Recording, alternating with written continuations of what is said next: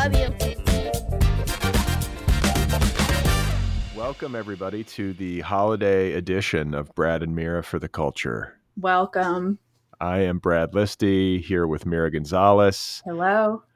Don't forget to subscribe to this podcast wherever you listen. You can also subscribe over on YouTube, and you can follow us on social media. We are on a variety of different platforms. You can find us individually. Mm-hmm. Brad's not on Twitter, as I usually mention, because he's too scared. Yeah, I just hate it. I left. Fuck Elon Musk. Yeah. I mean, I agree, but he doesn't get to take it from me. I was there first. You were there first. You've been there. I think I was there starting in 2009, and then... Same. You know how old I was in 2009? That was my junior year of high school. No kidding. Mm-hmm. And I was like, what the fuck is Twitter? And then my friend, who I can't remember the name of, he's very gay, Nick Spyro, sorry if I outed you. I know you were pretending not to be gay in high school, but we all know what the truth is. Convinced me to get a Twitter account. And I was like, all right, why not? I used to just use it to only tweet at like 3 people. Changed your life. Yeah. Took over your life. Took over my life. Yeah. That's true. It did take over and change my life, which is why I'm never leaving. That's what I think. But I think like you feel like, I think this is part of the pain for people, is they've spent all these years building up this like micro fame and like this following on Twitter. And then it becomes this like Nazi hellscape. And it's like, no, I don't want to leave my, however many followers. And it's just like, fuck it. I canceled mine. I don't care. Not that I had that many followers anyway, but still. I mean, for somebody who is so much more popular than you were on Twitter, Brad, it's a different calculus. So, Yeah, I was not in the echelon. Right. How many followers do you have on Twitter? Like 27,000 or something like that. Whoa. Mm-hmm. That's right. I'm famous, so you command an audience. Yeah. And I mean, I don't know. My timeline is mostly like angry leftists. I think I've adjusted my algorithm correctly enough. I've bitched about this so many times on this show, or not on like Brad and Mira, but on like my podcast generally, about how social media frustrates me. But like, I just got to say again, I'm so profoundly bad at social media that it's like, I feel like I should just give it up altogether. There's no point to me even being on there. Nobody likes what I say. I don't like what I say. I mean, nobody gets to see the like cute little podcast clips that you post anymore. So, well, I post them on Bluesky. I post them on Instagram. No one's on Bluesky, Brad. Let it go. I'm on Bluesky. Stop trying to make Bluesky happen. It's an empty sky. It's a nothing sky. It's like you just get like tweets like, half an hour after they're posted. But I just don't get why some people whose stuff isn't even that good, it's not like that much better, or like, and they get like all of these people clapping for them. What the fuck is going on? I don't understand it. I mean, I think that you're right and everybody else in the entire world is wrong. And that's how I feel about myself also. Wait, I don't understand. Like, you think... I mean, I'm kidding, but I don't know. Things go viral and I'm like, what the fuck? I do not understand this. And maybe I'm just getting old. Like, I don't really get it. But sometimes I think also maybe it's like a humor issue where, millennial humor is different and Gen Z humor is like so different that I don't understand it. Maybe you're aging out of Twitter. Yeah, I don't know. Today is all about calling Brad old, isn't it? I think maybe I'm just like fundamentally unlikable. Like, I don't think I'm one of those people that like a lot of people like. I think I'm one of those people that like maybe a few people like. I've been running a literary podcast for like fucking 25 years or something. Yeah, nobody likes it. And that's like a very niche thing. Yeah, if there's one thing I could say about Brad, it's that like people don't like him when they like, what are you talking about? You're like an affable white guy. Everyone likes you. All right. I sometimes feel like I'm just like, I don't know. I feel like maybe I'm a specific thing. And I think I'm a specific thing. But you have 27,000 people who are into your thing. Yeah, that's why I have 27,000 people, because I have a specific thing that some people are into, and it makes other people very, very angry. Do you get a lot of haters? Yeah. Oh, yeah, of course. I mean, like, I posted, like, I'm trying to think of what the biggest disaster was. I posted, like, a day before Barbara Bush died. I said, die slow, Barbara Bush. And then she died, like, the next day. And, like, everyone was mad at me. Like, I had, like, Fucking Ben Shapiro was mad at me. Jordan Peterson was mad at me. Fucking like all these fucking like big people were like furious at me for saying this, which like was really funny, and I liked that a lot. So you like it when people gang up on you. You think it's hilarious. If I'm right. And like Jordan Peterson was like responding to your tweet. Yeah, he was like quote tweeting it and being like, this is disgusting or whatever the fuck. He's such a weird human being. He has fucking brain damage and nobody is fucking commenting on it. His daughter fucking chiefed him out, took him to Russia, and was like, put him in a coma till he's off of fucking benzos, and then he came back and now he cries at literally everything. Like, the man has brain damage and no one's admitting it. Wait, what? His daughter took him to Russia to be put into a coma? Oh yeah, you didn't know this? So his No, wife I don't. got cancer, and like bad cancer, and because it stressed Jordan Peterson out so much that his wife had cancer, he developed a severe addiction to Klonopin. And instead of tapering off the Klonopin and struggling like, you know, normal people would do, like Jordan Peterson has always said that other people should do, like he always said that drug addiction was weakness, instead of, you know, being strong and getting through his drug addiction, he went to Russia. His daughter brought him to Russia and had him put in a coma, medically induced coma, until he was off of Klonopin. You can do that? Not in America. Why does it have to be Russia? I feel like Russia. It's always Are you about to say like he's some kind of Russian patsy because he went to like the only place where they'll put you in a coma for fucking Xanax addiction? He agreed to this? Yeah. I mean, like, you know, maybe his daughter saw a moment of weakness and was like, put dad in a coma. But like, yeah, he agreed to it. And then he comes out of it and he's crying a lot? Is that the thing that you do? Like, he came out of it and now it's like every single interview he does, he's like, all right, let me see if I can do my Jordan Peterson impression. He's like, you know, the thing is that they all come to me on Twitter and they say, Jordan Peterson, I wish that you would die. And they don't value human life the way that we should value human life. And then he starts crying. Like, it's just, like, literally insane. Like, I don't know why people, like, allow him on television anymore. The man is brain damaged. I just see him, like, in these, he always has, like, some sort of crazy outfit on. He's, like, trying to, like, what? Like, make himself... like shit. Yeah, these outfits are so fucking ugly. It's like almost so fucking ugly. It's like intentionally loud and obnoxious, just trying to like... Doesn't he like sell fucking shirts and ties or some shit now? Like that one fucking rich kid. Jesus, I slept like 2 hours last night, so I'm definitely not going to be able to remember anyone's names. But that rich family, and then there's brothers, and then they are like successful bankers, but this one brother just makes fucked up t-shirts. The Winklevi? No, not the Winklevi. It's like I want to say they're the Murdochs or something like that, but they're not. It's like... God, somebody please write into letters at Other PPL and tell me which brothers I'm talking about. Is it like the Menendez brothers? Yeah, it's the Menendez brothers. There you go. They're running an incredible business from jail. Yeah, you know, they have this pretty crazy shirt line from jail. By the way, free the Menendez brothers. Really? Yeah, free the Menendez brothers. Absolutely. Why? I don't know anything about it. They killed their parents? Yeah, they killed their parents because their parents were abusing them and making child pornography of them. But they went to court and their lawyer was like a great lawyer, but a very loudmouthed woman with like, who was like not like, it's like a loudmouth lesbian woman basically. And the judge just like did not like her. And like, that is like why all of the judge would not let the like clearly child pornography that the parents had made be admissible as evidence in court because they just didn't like this lawyer basically, and so they went to jail. This holiday season, Mira and I want you to think about the awful suffering of the Menendez brothers. That's right.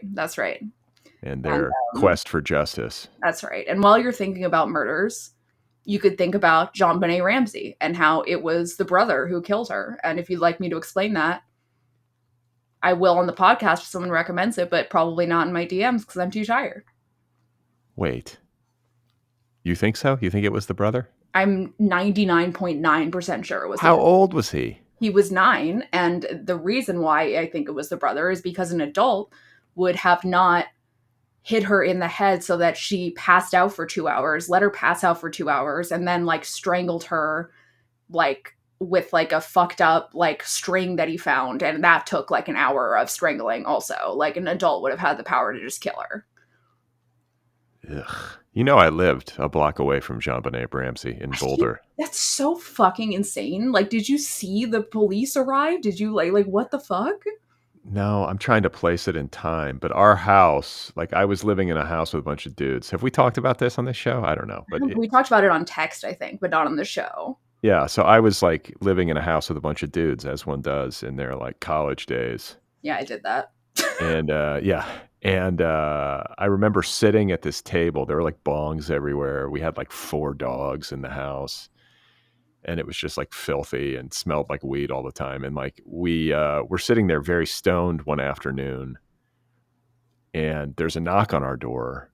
And it's the Boulder Police Department, like police at our door. And they're like, "Can we come in?" And we were like, "What?" And they're like, "We have to ask you about." Hide the bong. I mean, no, we didn't even have time. We were like, "We have to ask you about JonBenet." And we were like, "Okay." And so like we What come you say in. is, I will talk to you outside. Do not come into my house, officer. I do not consent. They were like in our living room. There's like bongs that they didn't care. They didn't give. I mean, Boulder police are Like sort of, you. yeah, they don't care about weed. But yeah, they were just asking us. Like it was, and honestly, it was kind of embarrassing for them. It was like, really, you guys are sitting here questioning us about this, and it was kind of like way after the fact too.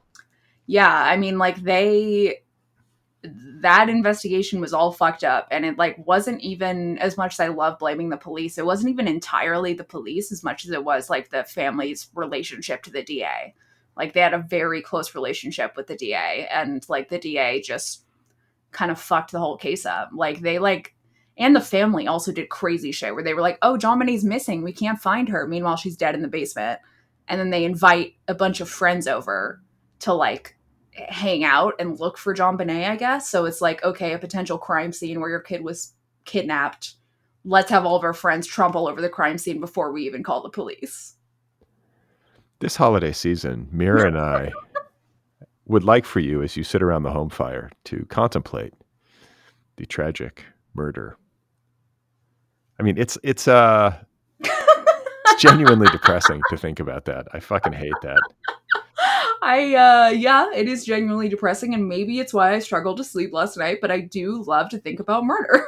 Are you watching? I know there's been like a documentary on the whole thing. That Right? documentary is why I am bringing this up, because that documentary is bullshit. That's a fucking bullshit documentary. He claims that there is DNA evidence that the parents and the brother couldn't have possibly done it because there is partial, what do you call it? There's like DNA fragments that they can't pin to any specific person besides they know that it's from a male. And so what the documentary said was basically that it has to be the unidentified male who is in the DNA, which could be the brother or the dad. It's just that there isn't enough DNA to be able to test who exactly it is. And this guy in this documentary is saying that that should be proof that the parents and the brother had no involvement. And your theory that it's the brother? I mean, the brother was how old? He was 9 years old, and he murdered his sister. He was 9 years old, and he had sent her to the ER something like 10 times that year. Really? Mm-hmm. And there was proof of sexual abuse in both of them.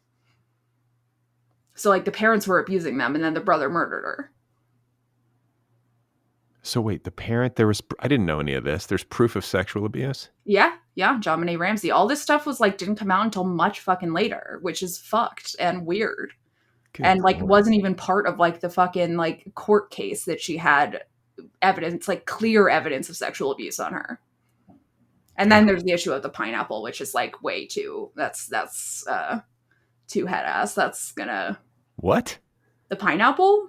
What? I have no idea what you're talking about. Yeah, I feel like this is getting too deep. But, okay, so, like, they said that Burke was asleep. The brother was asleep the whole time when JonBenet was kidnapped, the whole night, didn't come downstairs in the middle of the night, even though he was known to come downstairs in the middle of the night.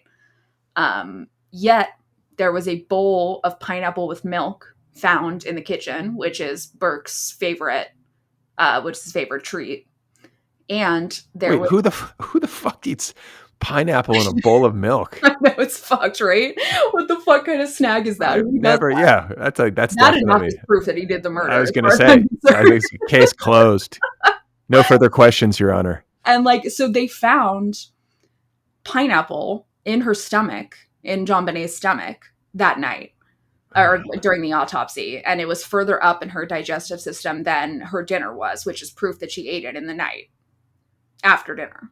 And they said that neither of them were awake the whole night. Pineapple and milk. I'm stuck on that. So I'm like, this disgusting. 9-year-old murdered his sister, and you're like, pineapple and milk? What the fuck? Yeah, forget about the murder. I'm going to fixate on who the hell eats pineapple and milk like cereal. I Like mean, it's a cereal. 9-year-old murderer does. That's who. I don't know. My son is 9. Yeah, but your son is not a murderer who's been sexually abused. Your son likes to dress as the elf on the shelf. That's a different situation. I mean, I just feel like at that age, it's hard to imagine a child doing something that hardcore. Yeah, it's horrific. But like, he also like hit her in the face with a golf club and like tried to murder her like 10 times. Like before he was successful. Wow, I didn't know that. I didn't realize all of this. But what a fucked up situation right there in my little old neighborhood on the hill in Boulder years ago. Neighbors. I was neighbors with Jean Bonnet. Didn't even know it. Never saw her. Had no consciousness of them at all until all of this happened. But it was like you weren't aware of like her existence in the neighborhood or anything? Well, I mean, I knew her from the beauty pageant circuit a little bit. But yeah, little kids' beauty pageants, just a hobby. Who among us hasn't attended a 5-year-old beauty pageant?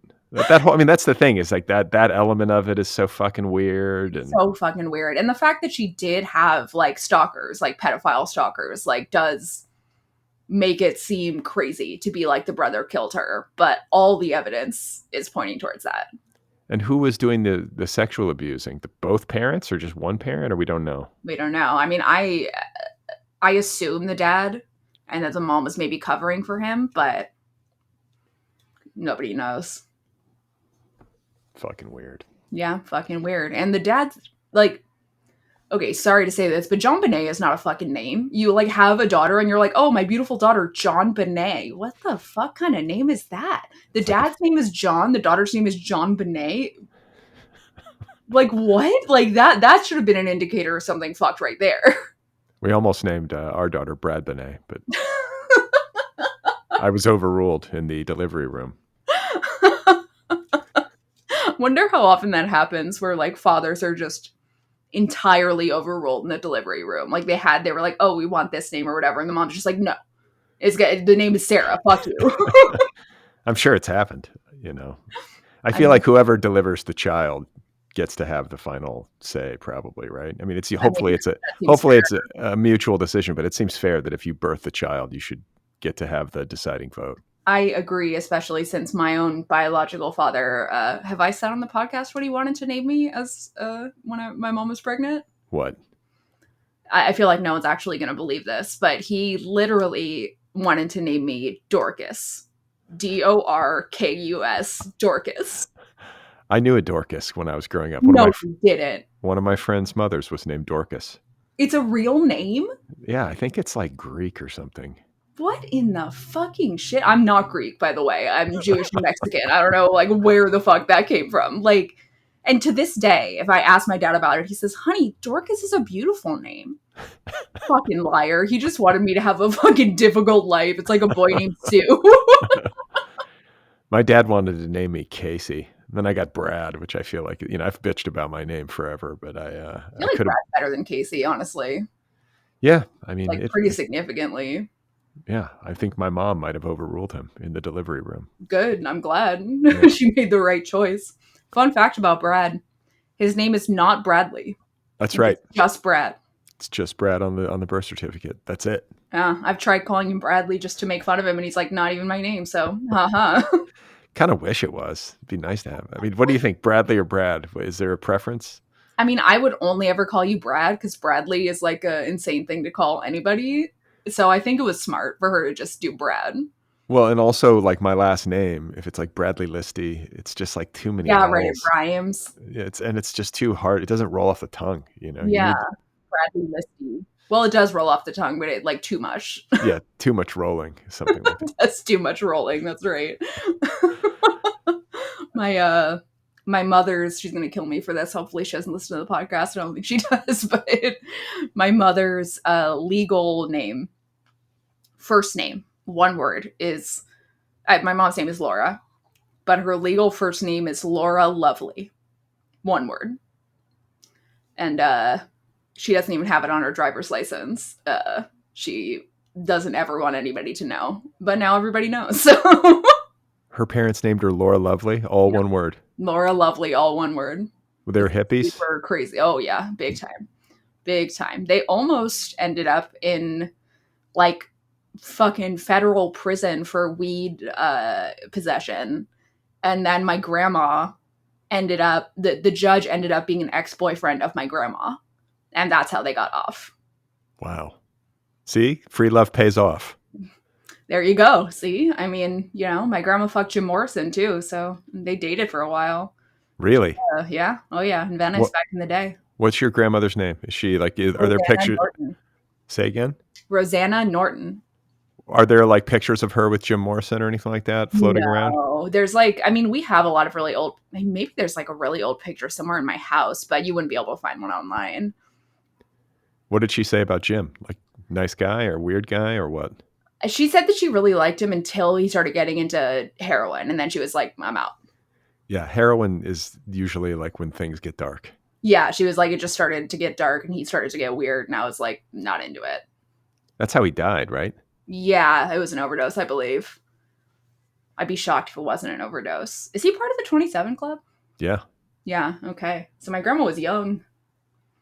He might have started it. Who was it? I don't know who died first. Like, was it Janis or Jimi Hendrix or Jim Morrison? Jim Morrison died, I think, in the 70s. Jimi Hendrix would have been first.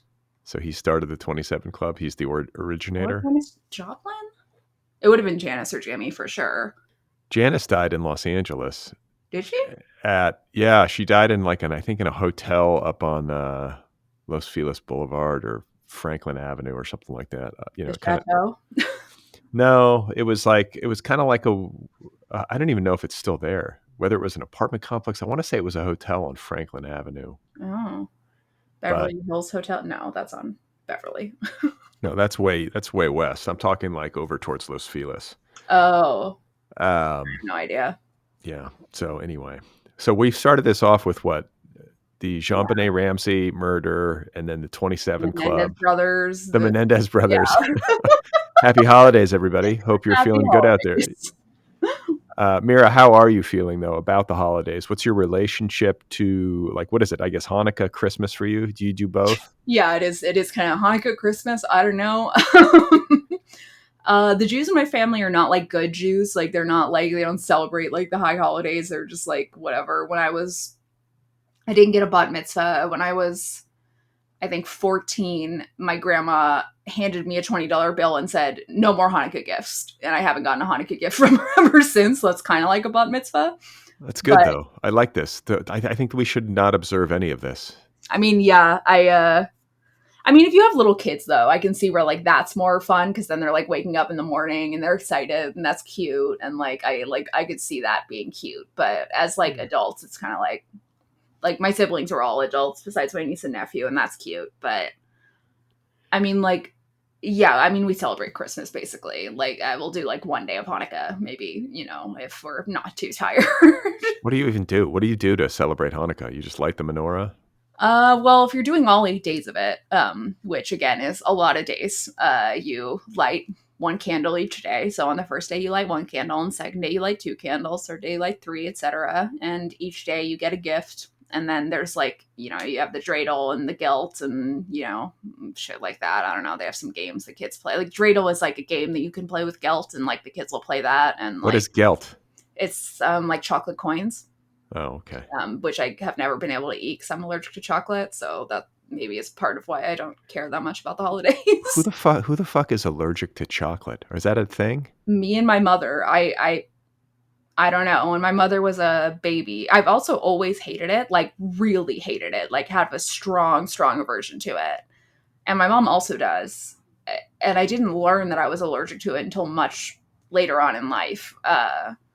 But my mom, when she was a baby, started getting like hives all over her body. And so my grandma had to go on like an exclusion diet or whatever, where she would slowly add things back in because she was breastfeeding. And so it was assumed that that's how my mom got the hives. And when she remove, and when she added back chocolate, that's when my mom started getting allergies again, getting hives on her body. And then later on in my life, I got an allergy test, and it was like, oh, yep, chocolate. You're allergic to chocolate. Don't eat it. And sometimes I'll accidentally have like a mole sauce, and then the next day I'll have hives all over my body. A fun fact that most people listening probably don't know about is that Laura Lovely was breastfed until she was 7 years old. So, do you know how long I was breastfed, actually? no, I Yes. don't. I'm going to say 3. Yeah, 3. So you could ask for it. That's the thing. When the kid can start talking to you and asking, that to me is when you. I remember thinking that it tasted like banana. And like that's like the last thing I can, because like when you're 3, you don't really remember pretty much anything, but I could remember that.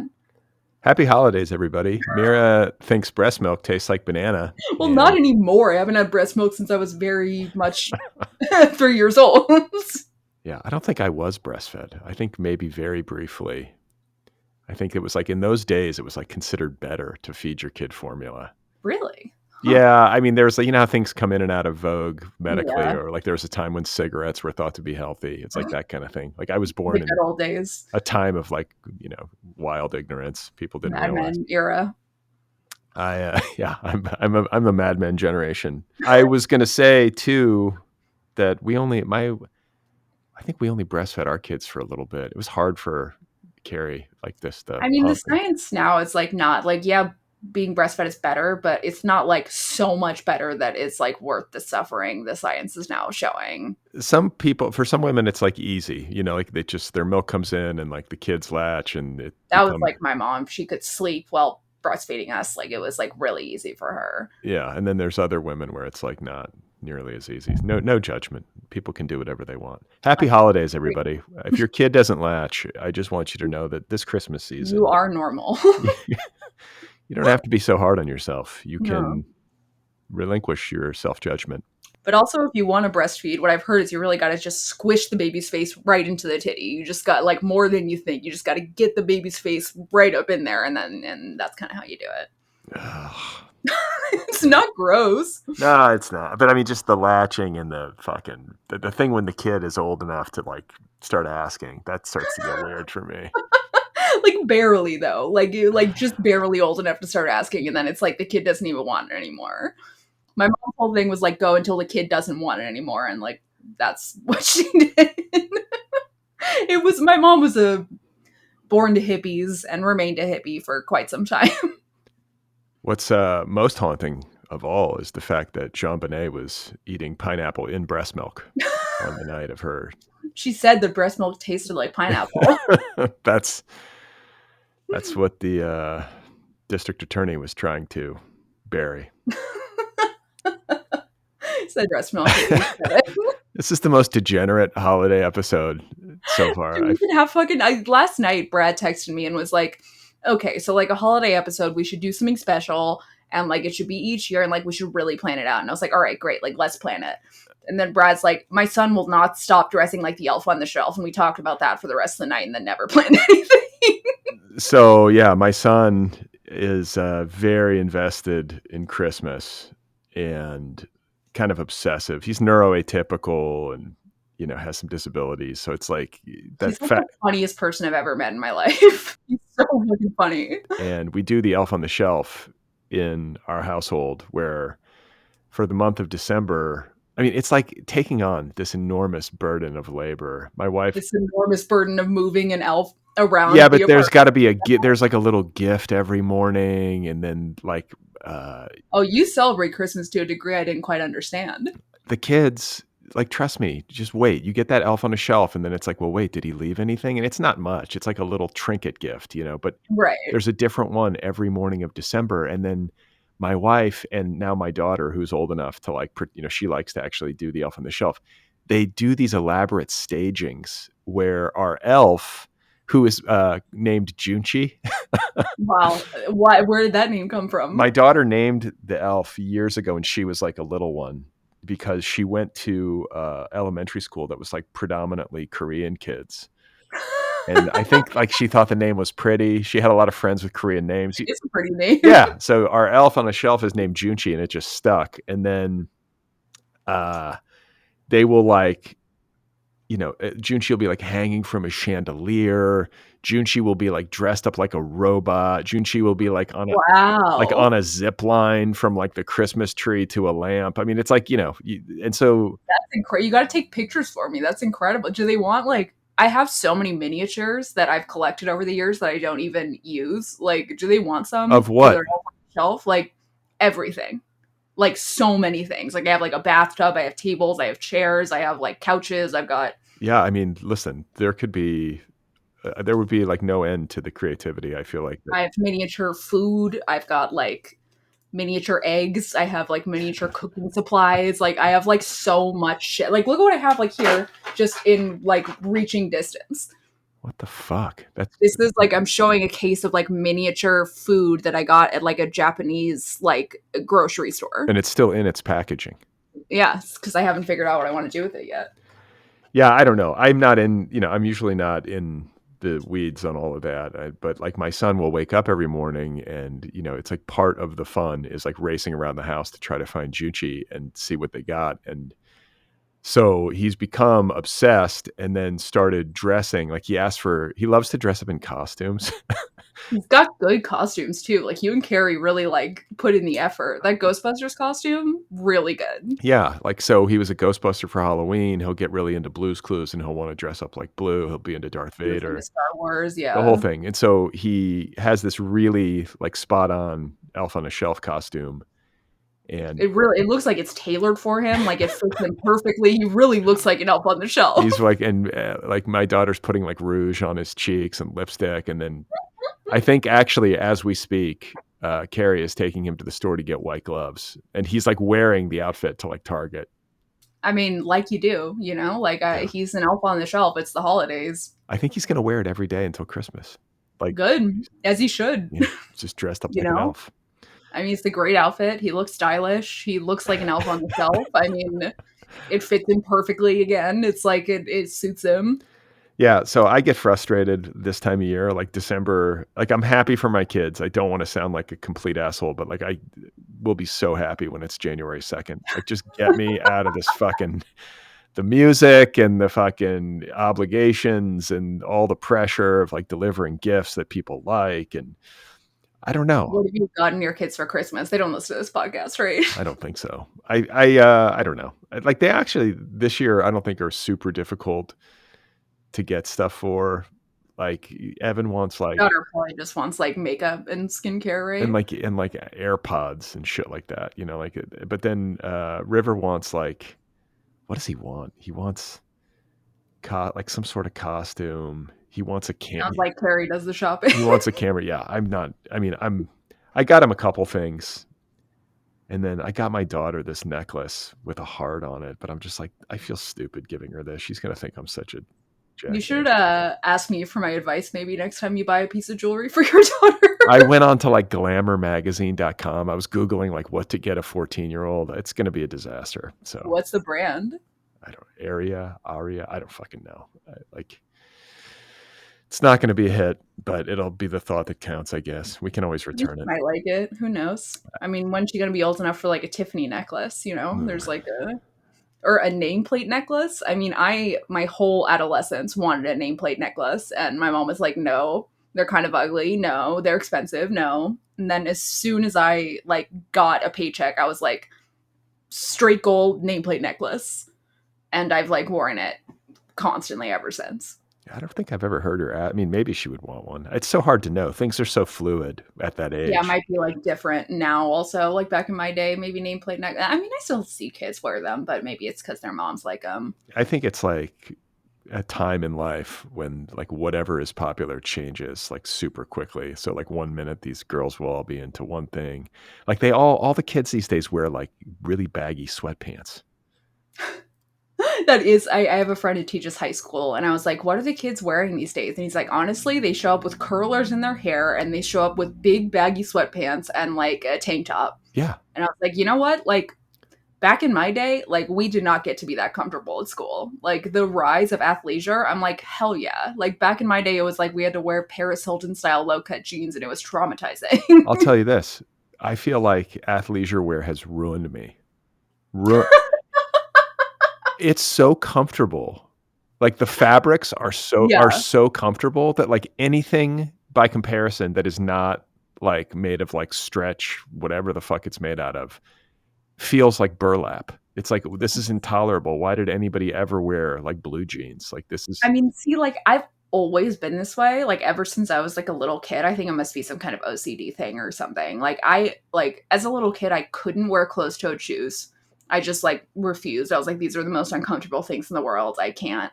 I literally, like, never wore jeans until, like, last month. I bought a pair of jeans that, like, fit me for the first time, and I was like, "Oh, okay, these are alright," and they're hugely baggy, not even cute. Like, if I, like, go to, like, a wedding and I'm, like, wearing, like, a dress, the whole wedding, I'm thinking about how excited I am to go home and get rid of the dress, like, take it off and put on pajamas. Like, I hate it. Yeah, I wear sweatpa I mean, I wear, like, stretchy clothes every day and, like, clogs.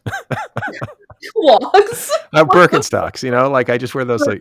Birkenstocks aren't clogs. Get your fucking shoe category What straight. are they? There's, like, Birkenstock clog. Sandals? No, they're not. I don't. There is a Birkenstock clog. But it's Is that what you wear? it's closed-toed. Yeah, closed. You wear Birkenstocks clogs? Like hiking? No, no, just around the house. Or I wear, like, Oh, these, and like slippers. I wear Okay. slippers if it's cold.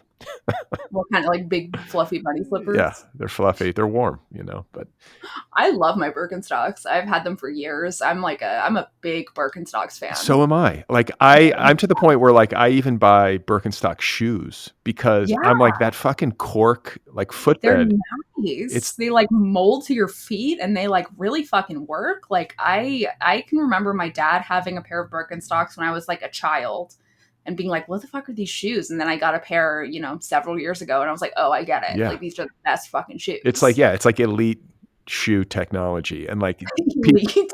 it is. It's like, I think It is. I think it's like cork is what, it's like, you know how all the bros are into, like, what was it like when prehistoric man was eating, like, only fruit and meat? Right, like a caveman diet or Yeah, whatever. like, the origination of shoes had to have been from, like, the cork or something, you know? It's how we were supposed to take care of our feet, but I feel like Yeah, Birkenstock is the best, and I think, like, as a value system when it comes to what you wear, I think comfort should be near the top. Like, why would you, I mean, I know it could be I totally stylish, agree. but you're I gonna mean, make yourself miserable just so you can look, quote, unquote, "stylish"? That doesn't make any and, like, sense. I come from, like, a long line of, like, really, really stylish women, like, very stylish women. But even they are dedicated to comfort in a way that I really respect. They're sewing their own clothes. They're like, "I don't like this fabric. This fabric is not comfy." Like, you can be stylish and comfy. It is possible. Do you think I'm stylish? I think that you don't dress poorly. I will say that confidently. You do not dress poorly. I've never looked at an outfit and been like, "What is happening here, Brad?" Like, it's always Yeah. you're wearing like a neutral outfit that does not like, make anybody go, "What the fuck?" I And that's kind of the best you can hope for a man, honestly. I think I wear what's natural to me. Like, I wear Yeah. hoodies and, like, these, I mean, they're sweatpants, but they're kinda like dressier sweatpants, and then, like, Yeah. you I know, feel like I've seen you wear just like regular pants, like not jeans, but just like regular pants. Like, I will occasionally, but I feel like pants don't fit me, and I just freaked out the other day and got rid of every pair of pants that I had in my closet because I was like, "None of these fit." That's part. like they're too small or like they're I just just have a not. weird body, like, clothes don't fit me well. Like, how, like. Brad doesn't have a weird body. He's just like a regular guy in every sense of the But term. these models on the, websites, they're always like, "Yeah, the model is 6'1" and he has a 27-inch waist and he's wearing a medium." And Yeah. it's like, "Fuck, man." Like, Yeah. no wonder the It's clothes look good. Like, I mean, this is why I didn't wear jeans for literally my entire life because, like, trying on jeans at the store is like the most traumatizing experience after trying on swimsuits. Like, trying on swimsuits is number one, trying on jeans is number two, and I guess, like, going to war is number three because, like, it is so bad. what do you do when I guess you try on the swimsuit over your underwear? Yeah, that's what they like. Yeah, that's what they tell. Well, they say try it on over your underwear, but they also have like a little like plastic sticker that goes in the crotch area so that Ugh, like good like lord. you're not like actually putting your junk on the crotch. But if you're like normal, you wear underwear. That is.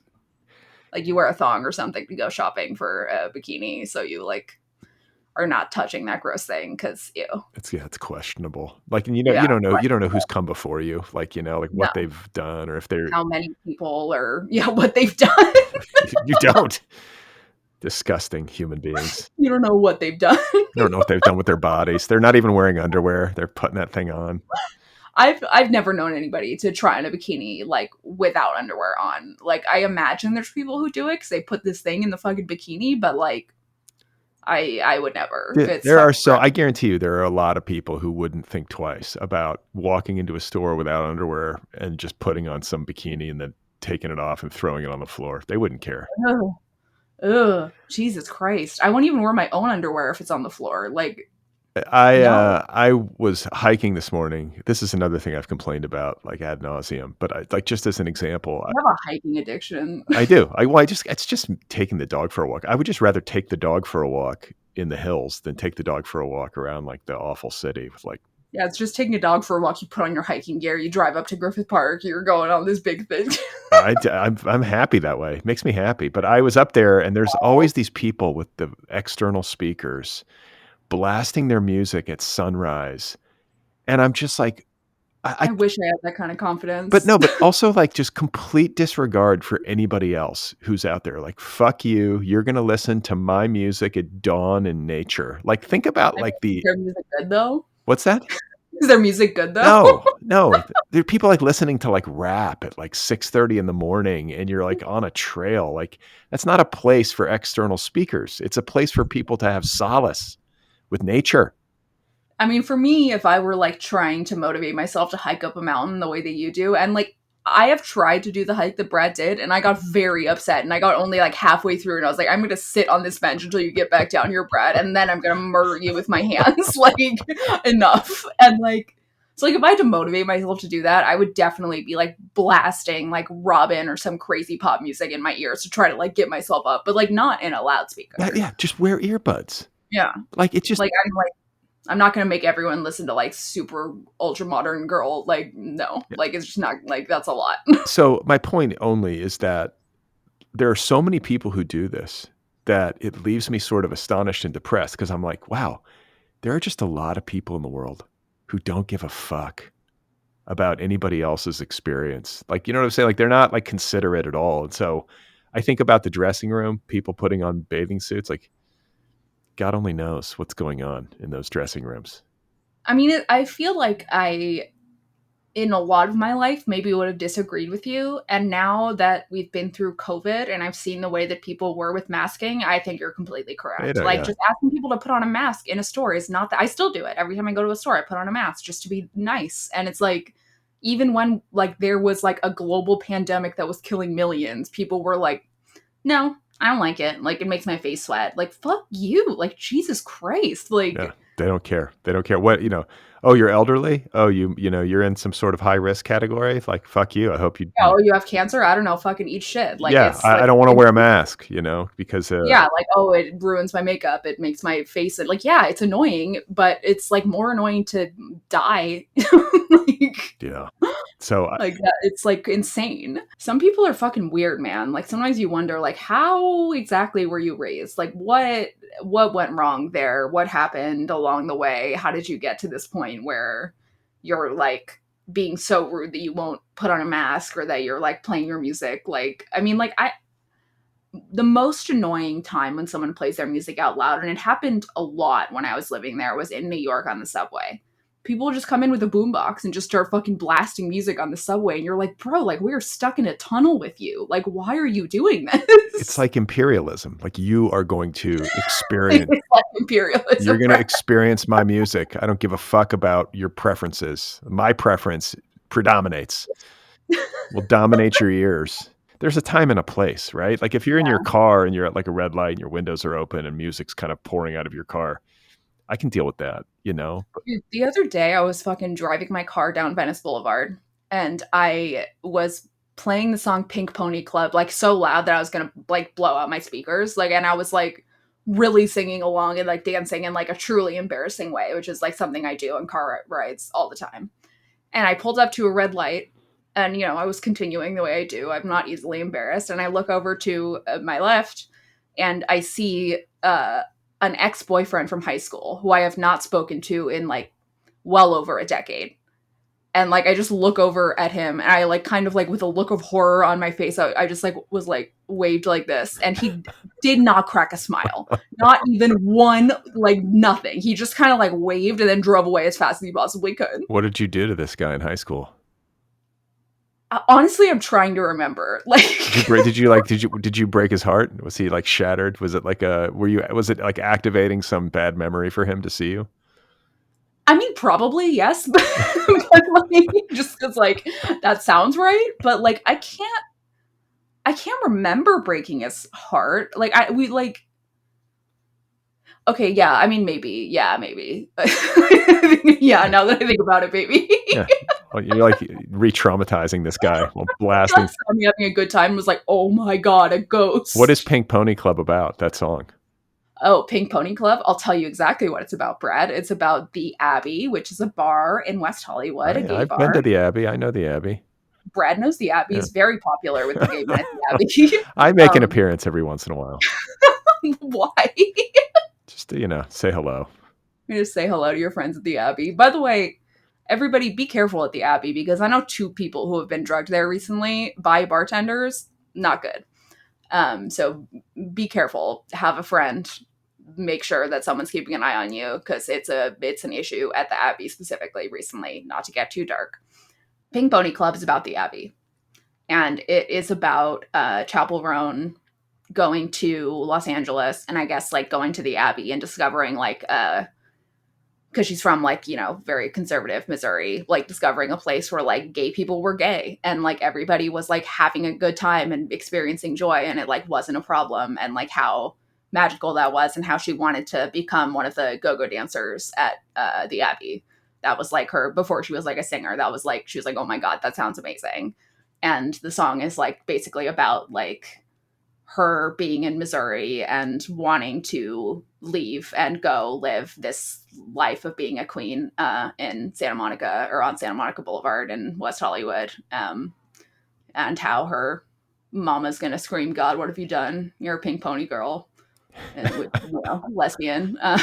It's like actually like a very just this morning I was watching, this is how little I've slept. This morning I was watching like a carpool karaoke. I think so. I think I've seen it on social media. It's with the late night show, right? Yeah, but this was with not normally it's with fucking James Corden, but this was with Zane Lowe instead for some reason. And they just like sing their own songs in the car, pop stars do. And this one was Wait, they sing their own? Yeah, usually they'll be in the car and it'll be like they're singing their own song along to the radio, and then the person driving is also singing with them, like they're doing karaoke to their own music. Okay. So it's like a performance in a car, kind of. That's sort of like when I listen to our podcast while I'm driving. Exactly right. I was going to say, it's just like that, because you know every word and you're talking along to it. Yeah, I listen every episode multiple times.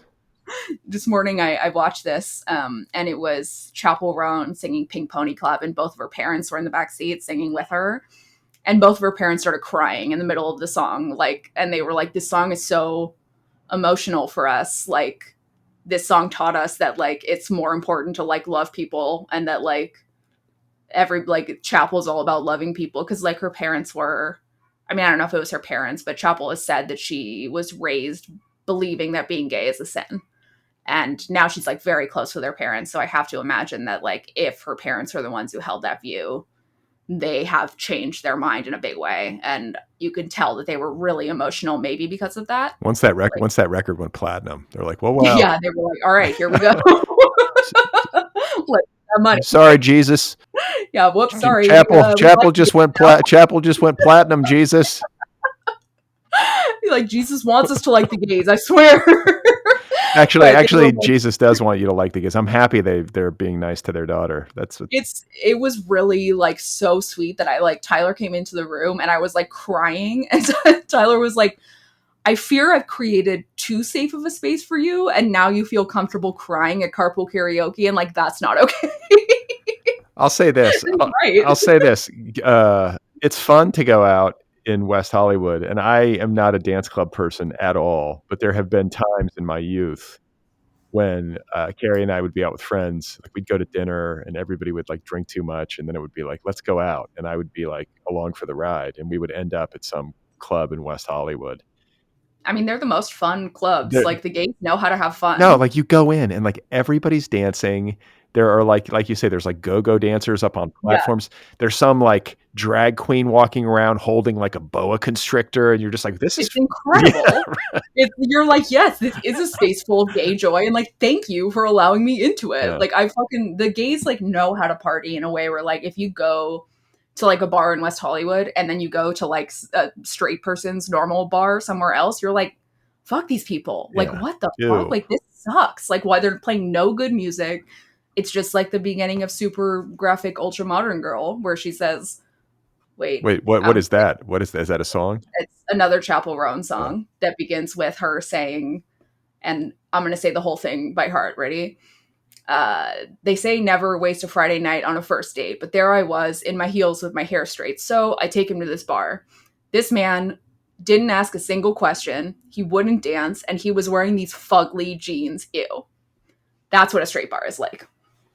This holiday season, take your kids to the Abbey. I mean, take your kids to Pride. I we That's we've fun. taken our kids to Pride many times, and the reason I think like is that A, it's just fun. Yeah, they have like carnival rides and shit. Like, it's genuinely fun. Yeah, it's like I love Pride as a Los Angeles thing because it's one of the few times when it feels like we're in like a civic community. Yeah, it feels like a community. Like in West Hollywood Pride, like you feel like, oh, okay, like everyone's neighbors are here and like we're all together. It feels safe. It feels like happy. Like it feels like a community. And then you're there with like I remember being there with like my daughter when she was like 4, and like some float will go by and it's like the filthiest, like a bunch of dudes in speedos, like riding on like a mechanical bull, and like who knows? And you know what? Your daughter is not traumatized by it. No, She's fine. yeah, Kids don't care. It's like that. Like I was with my baby sister one time when she was really young, and we were I don't even remember. Maybe it was a Christmas party or something like that. And like there was like a big drag queen there, like whole, like incredible drag queen performing. And like my little sister was like, oh, look at her dress. Oh my God. Like I want to wear makeup like her. And like that was it. that was it. She was just like, wow, like this woman is incredible. Like holy shit. And like that was it. Yeah, it's a better time than like straight culture. That's for sure. Absolutely. Absolutely. And it's like actually more inviting for children. Like you go there and they're like, oh, here's like a Slurpee. Here's like a churro. Here's like a fun carnival ride. Here's like cool costumes. You want some glitter on your face? Yeah. Like it's cute. Well, and if you're a woman, like this is the thing I don't think I fully appreciated until I was an adult and like got a clue. But if you're a woman and you're going out dancing, it's like way more fun for a woman, Way more like a fun. straight woman to be at a gay club. It's That's safer. what I'm saying. You don't have all these Yeah. weird dudes on the dance floor who are like encircling you and like trying to like rub up against you and stuff. It's a nightmare. It's like if you're at a bar, like say you like, I don't know, you're like on your lunch break and you want to have a drink. No judgment from me. If you go and you like, or like after work, if you're a woman sitting alone at a bar, you will get approached by so many dudes you don't want to talk to. Like so fucking many of them. But if you're at a gay bar and a dude approaches you, you probably want to talk to him because he's not approaching you to be a creep. He's approaching you to say like, how's it going? Like, you seem like my friend. And it's like, for sure they're like not trying to attack you. Like you're not talking to like a fucking feral animal. Yeah, yeah. Or it's like, they're complimenting you on your outfit or whatever it is. It's like a nice, like friendly exchange and not like predatory or just Right. weird. Yeah, not and it's like if you're like at a normal bar as a girl and you're like on the dance floor, you're getting groped. Someone's groping you for sure. It's just going to happen if you're there for long enough. And at a gay bar, that does not happen, and you don't have to worry about it. And like that's really nice if you're just trying to go dance. Like, yeah, it's like a lot nicer. I was in West Hollywood for Halloween this year. And maybe I've mentioned this on the podcast, I don't know, but I was dressed as Lana Del Rey getting married to that crocodile handler guy. And so I had like a white dress and I had a veil and I had like long white gloves and I was carrying like a crocodile or alligator or whatever toy. And I show up to my friend's house and I was like, do you know what costume I'm wearing? And this motherfucker goes, are you Wednesday Addams? I can't think of anyone who looks like Wednesday Addams could not look less like my costume. Like I was wearing all white. Right. Like what the fuck kind of crazy shit? And I was like, all right, look, I'm not going to tell you what I am, but we're going to go out on Santa Monica Boulevard and we're going to have a beer and somebody will tell you what I am. And literally like the second we leave the house, someone's like, Lana! And then like 5 minutes later, they're like, Lana Del Rey, like I love your costume. And like How big was the alligator? uh Oh, okay. not that big. Like But like, I was like carrying it with like it was like part of the costume. Okay. Like I was like, It would have been better if it was like a life-size alligator. Like it would. I thought about getting like an inflatable one, like a big ass inflatable one, but then I was like, this is gonna be like annoying to carry around West Hollywood gay bars all night. that's right. That's right. The little one was easier. I could just like hold it up while I was dancing. Well, So- what are we going to talk about that's holiday, like truly holiday related? I mean, this is a pop culture podcast nominally, and I feel like it's been a big year. I don't even know how to. I suppose, yeah. I don't- No, you could say that. I mean, I don't even know how to talk about. I was just trying to like talk about this like they normally do on like entertainment media. Like, what a big year this has been for the culture. Like, I don't think it's Yeah, wow, big year for the culture. Let's discuss like what's happening out there in the news today, like the TMZ guy or something. Yeah, I don't know. I feel like it's always just kind of like a wash of craziness. But I did compile a chronological list of shit that has happened this year in the culture. This list is so funny, Brad. What the fuck? In January, if we look back to January of this year, there was a tweet from Elmo where Elmo said, I'm going to do my Elmo voice. Yeah, do your own voice. Elmo is just checking in. Holy shit! How is everybody doing? So yeah, but I do remember this tweet from Elmo where Elmo asked how everybody was doing, and everybody was like, I'm gonna shoot myself. yeah, I was like, I'm experiencing suicidal ideation, Elmo. Elmo had to tweet like, wow. Yeah, the power company just shut off my heat, Elmo. Elmo, I'm knee deep in student loans. I don't know what to do. Yeah. The cops are knocking at my door, Elmo, help me. Elmo, my serotonin reuptake inhibitors aren't working anymore. My mood stabilizers are not stabilizing my mood, Elmo. Please help. Elmo, send antipsychotics. I need a higher dose. My insurance company won't cover it.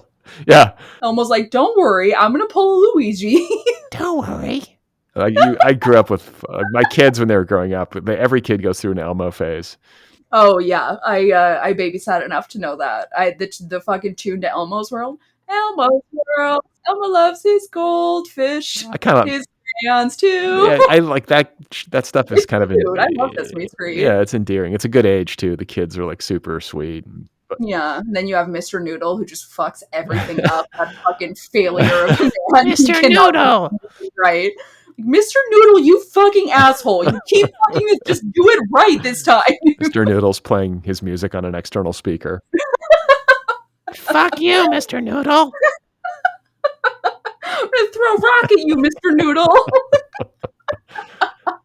So that was something that happened in January, and then Madam Web, the movie, came out and was a huge piece of shit. I don't know anything about it. I don't know shit about that movie. Jeremy Allen White, the guy from The Bear, right? The hot cook guy, right? He did a Yeah. underwear campaign for Calvin Klein. That was a big. I do want to read this in the exact wording that you put it in the note, though, which is Jeremy Allen White went hotter with this campaign for Calvin Klein, posing in nothing but briefs against the Manhattan skyline. That was a copy and paste. Sure, it was, Brett. That's actually a haiku that I put together.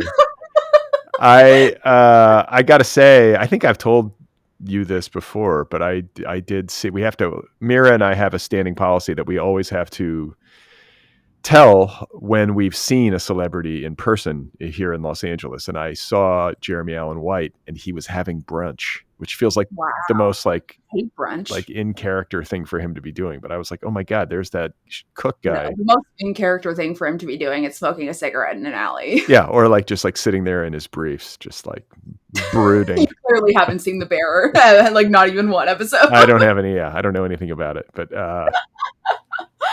he's a handsome guy. He's like handsome. What was that guy who played Willy Wonka? Gene Wilder. Oh yeah, he's like, Gene Wilder. Yeah, he's like handsome Gene Wilder. Yeah, he's like young, hot Gene Wilder. Except Gene Wilder was hot when he was young, but you know. Yeah, he had some game. So Wilder was straight up hot when he was young. I feel like people don't know this. This is a public service announcement. Look up young Gene Wilder. Very good looking man. All right. In February, I think this was the rise of Nara Smith and the trad wife phenomenon. Is that when that started? No, the trad wife phenomenon definitely started like maybe years ago, but I think that like that the Mormon TikTok trad wife thing like was like a big thing in February that people, because there was that other Ballerina Farms lady also whose husband got her an egg apron instead of a trip to Greece like she wanted to, and like all of that. We covered that on the podcast. This is like so terrifying to me. The whole, I mean, it's just like it's a symptom of a sick society that trad wives are trending. Like, just get it off my screen. Yeah, no trad wives, only housewives. That's my motto. Or just like, yeah, what is this? All real housewives, no trad wives. And like, it's like this breathy voice, and this woman is like all dressed in designer clothes, but she's like churning butter. It's like, what are you doing with your life? I will say about Nora Smith that like, I don't actually think that she is like in a religious situation she like doesn't want to be in, or is like trapped in anything in particular. Cause like I did like a show, I think I mentioned this. I like wrote for a pilot for like Apple TV that both Nara Smith's husband, Lucky Blue Smith, and his sister were in. Wait, his name's Lucky Blue? Oh yeah, his name's Lucky Blue, and his sister is named Piper America. Wow, okay. Yeah, and seems normal. Yeah, extremely normal shit. And like they're not like Mormon. They're like Mormon 2.0. They're like Mormon, like the kids are all like models who like, you know, are posing half naked because they're supermodels, and like they're like not like intensely Mormon. And you can tell by the way Nara dresses. She's like not wearing garments or anything crazy like that. Like she is wearing like, she's a professional model. She's wearing designer clothes. Like she's like, and honestly, I mean, as much as she seems like not somebody I want to be friends with and like a completely insane perhaps, she is an incredibly talented cook. Like, holy fuck. I watched her make Coca-Cola from scratch. That was crazy. I think that's kind of a flex. Like I was thinking about this the other day. That's what being a TikTok influencer is. It's a flex. Yeah, I mean, but it's like, I think like obviously it's a flex in the sense that like you're demonstrating skills or whatever. But I also feel like if you have time on a regular basis to prepare elaborate meals and to master like really complicated recipes, you're clearly like living a life of luxury. Like who the fuck has time? What I mean. It's like she is living a life and that's like part of her being a TikTok influencer is like showing off that life of luxury by being like, look at all the time I have to make these. Cause she's not, you know, she's not actually like she'll say things like, you know, like my kids woke up this morning and they wanted a peanut butter and jelly sandwich. So I got started on that. I mashed some raspberries and I made jam from scratch. And then and it's like, I know you're not making your kids wait 6 hours for a peanut butter and jelly sandwich. Like there's just no way. No way. It's a TikTok thing. She's got all these cameras set up. She's got all of her makeup done. She's got, you know, these designer dresses that nobody would ever cook in. And like these, like this is her job. Yeah. You know, like it's her whole job. And it's working for her, I guess. But February of 2024 also saw the peak, like encapsulated example of Taylor Swift's cultural dominance. Now, I am going to just read exactly again what Brad wrote word for word here. What I copied and pasted. What you copied and pasted, except he did write it from memory and from scratch. So he said, meanwhile, if you're looking for a single week that encapsulates peak Swift cultural dominance, try this. She begins with the Grammys in Los Angeles, becoming the first artist to win Album of the Year 4 times and announcing a new album, Tortured Poets Department. Then she heads to Tokyo for 4 tour dates, then jets back just in time for the Super Bowl in Las Vegas, where she shares a passionate smooch with boyfriend Travis Kelce on the field of victory. Wow. That sums it up. What Brad wrote. That's some energetic prose right there. I mean, look, give me a teleprompter, and I could host New Year's Eve with Andy Cohen, you know? Are they going to get married? Who? Taylor and Taylor Travis. Swift. I mean, I'm hoping that they won't get married until after June 2025, so that you'll have to pay me money. But I mean, I don't know. I think that a lot of people think that they're going to get married, and a lot of those people didn't live through Taylor Swift dating Calvin Harris, which also seemed profoundly serious. But this does seem like a better relationship, a more natural relationship than that. I wouldn't be super surprised if they got married, but I think it'll take a long time to like hammer out the details of the prenup before they do. Yeah. Can you imagine all that money? They better have a prenup. Of course they're going to have Taylor Swift. Like she, honestly, like I could see her not getting married because of like the empire that she has. Like if there isn't like a fucking ironclad prenup in place. Yeah, she will. They're not stupid. Yeah, I mean, yeah, her team would never let her get married without a prenup. That's insane. What's her publicist's name again? Treepain. Treepain is not going to stand for no prenup. Yeah, absolutely not. Treepain is yeah, I mean, you say that as a joke, but actually, she will not stand for it. Oh, that's her meal ticket. She's going to protect that empire. Oh, absolutely, as she should. So February was also when Kate Middleton went missing. That's a story we covered, very intensively here on the Brad and Mira show. Now, to go back to that, have you seen pictures of her recently? No. I'm feeling like maybe she got a facelift. Who, Kate Middleton? Yeah, she's looking good. She's looking young. She's looking wrinkle free. Probably. Like, I know we probably covered this possibility on the podcast before, and I was like, maybe. But seeing her now, I'm like a little bit more convinced that might be the case. And that's why she went missing, so she could get a facelift? I mean, it takes a couple months to heal. I guess. And for it to set in, like for it to like heal to the point of like not looking weird, it would take a couple months. I mean, if anybody...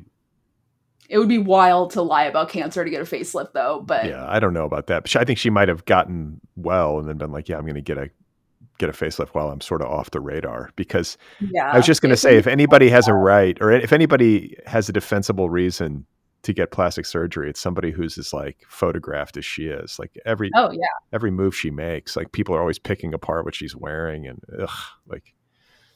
I mean, yeah, she really wanted a good face, though. She would go to Turkey, to that one guy who's like, you heard about this guy? No. Have you seen like Lindsay Lohan recently? No. Her face, she got a new face basically. And like usually when a celebrity does that, they look fucked up. She looks legitimately not weird and like 20 years younger. It's like a plastic surgeon fixed all of her fucked up plastic surgery from before. And what it is, it's this guy in Turkey, I'm not totally sure where he is actually, but he does this kind of plastic surgery where instead of doing it piecemeal, instead of being like, okay, we're going to do your eyes and then we're going to do your nose and then we're going to do your lips or whatever, he does it all at the same time, all in the same surgery. And because of that, somehow it all like settles in a way that looks much more natural. So like we're going to start seeing celebrities de-aging in a wild way. And it is because of this guy's like tactic for plastic surgery that he's discovered and used. Do you think other people are going to start going to him, or do you think that other doctors are going to like figure out his method? Both. I think both. I think it'll probably become like a very prevalent plastic surgery method. It's like, I mean, it'll only be really rich people because you have to pay like $150,000 or something because it's like all these different procedures at once. But like a couple of celebrities, I can't think of anyone besides Lindsay Lohan, but a couple of celebrities have gone there and every single one of them looks amazing. I gotta see. I gotta see Lindsay. I might have to Google her right now. Just to, what do I Google? Lindsay Lohan plastic surgery. Google Lindsay Lohan, plastic surgery or 2024 surgery, like, 2020. Because she looked kind of fucked up before. Like, not no offense, whatever. She got plastic surgery that was like not great. Oh yeah, she looks great. right? Yeah, I think she got her nose fixed. Like she didn't need She it. got her whole face fixed. That's the thing. Is like she had fucked up plastic surgery before, went to this guy, and he fixed everything at once.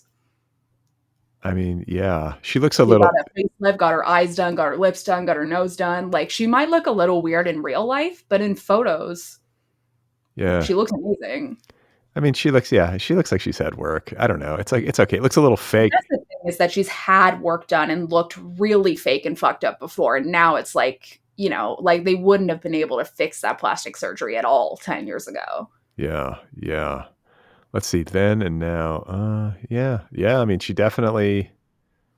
I don't know what this guy did. Her skin's like porcelain, and her That this guy is like a fucking magician, like doing just crazy shit for people. Like his method is like gonna be the new shit. fucking crazy, man. Instead of getting like just a facelift when you're old, you just get a whole new fucking face.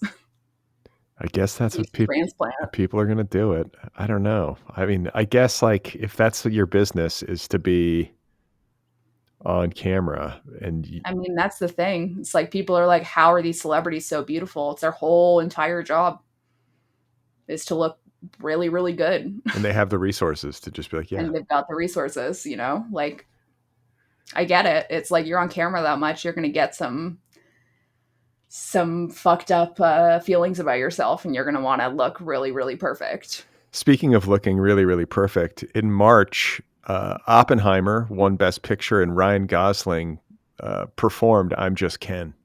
I fucking hated Oppenheimer. I didn't see it.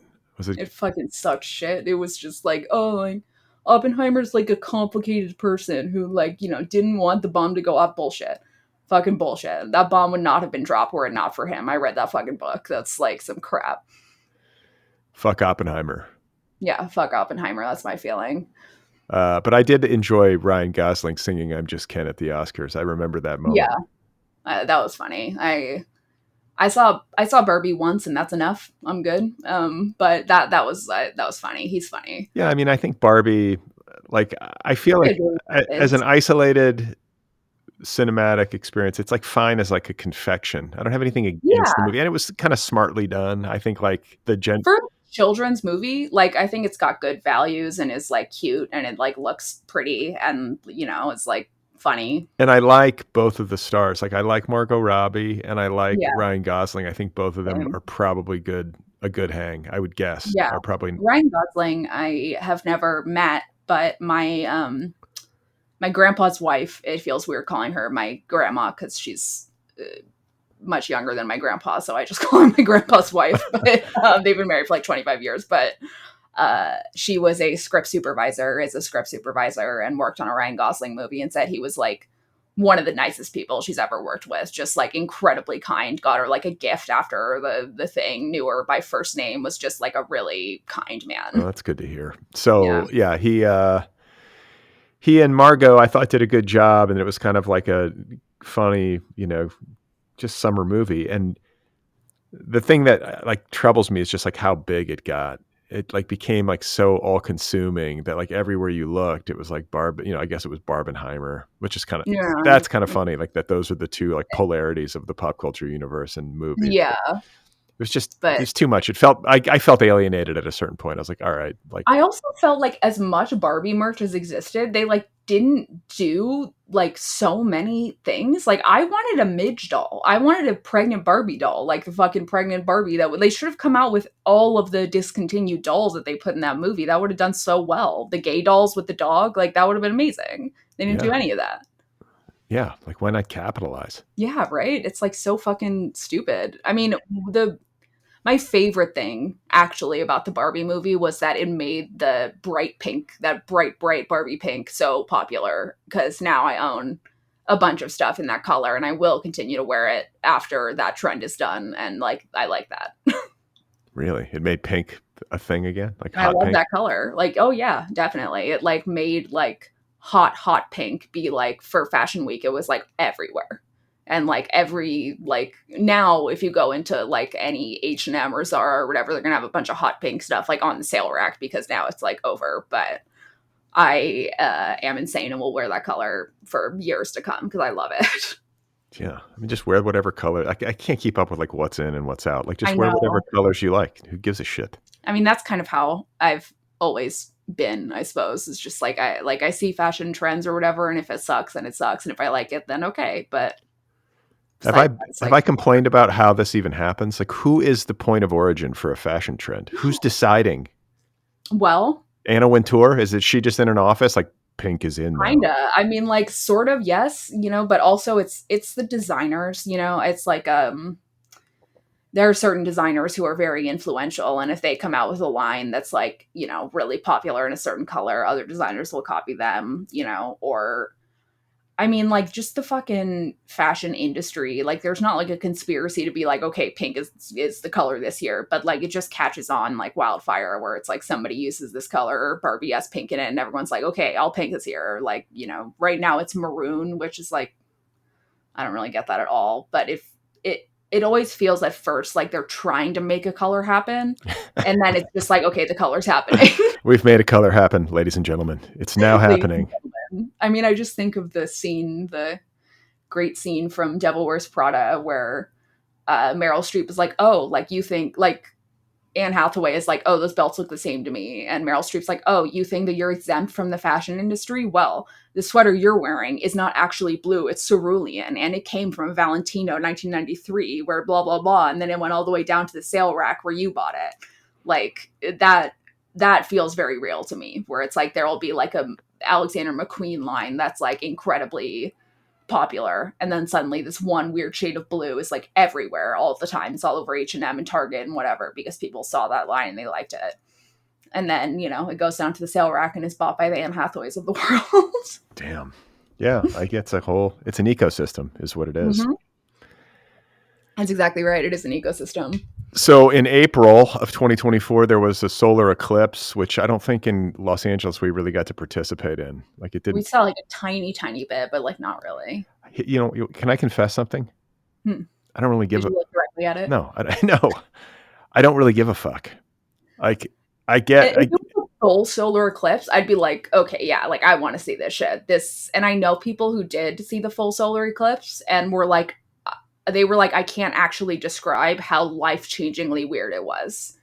And that seems cool. Like, yeah, if it gets dark all of a sudden, I guess yeah. I would go outside.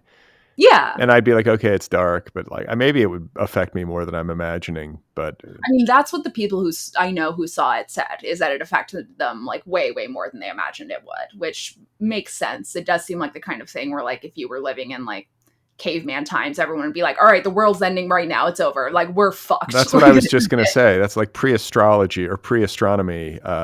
There would, in some sort of like more primitive human society, if all of a sudden it got dark at like midday, people must have freaked the fuck out.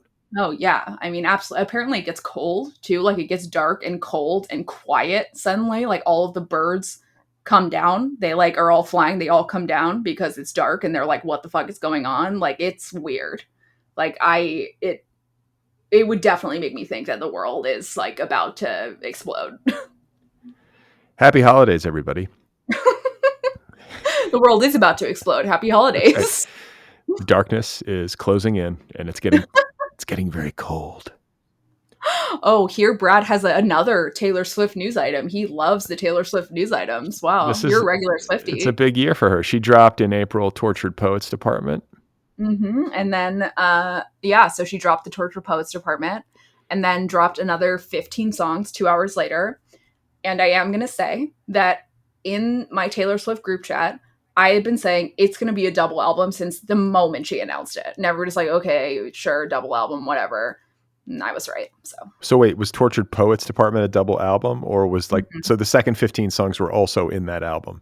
Yeah, it was like so you have like the Tortured Poets Department and the anthology, and it's like one album together, but it's like, a double album.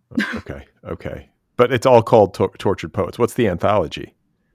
Tortured Poets, and then the 15 songs that she dropped 2 hours later were Tortured Poets Department anthology. So it was like, which I don't really get. Shouldn't it be like addendum or like more Tortured Poets?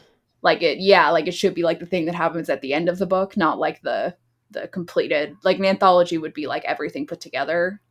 So that seems like wrong, but it's like the second half of the album, the other side. And you like the album? I do. I like it a lot. It's really fucking good, I think. Lyrically, I think it's one of her best albums. It's a weird title. I got to say, I don't love the title. The Tortured Well, Poets Department. I think people they're not seeing how it's supposed to be funny. Like, I actually, like, I think that she's, like, making fun of both herself and, like, her exes. And, like the word tortured, like, tortured prose means that you have, like, it's too wordy. There's too much in it. It's feeling tortured. It's feeling like there's just, like you're, like, torturing yourself trying to get to the point instead of just saying it. And it's too verbose. And that's the whole album. It's too verbose. It's wordy. It's like she's got, like, too many lyrics in there.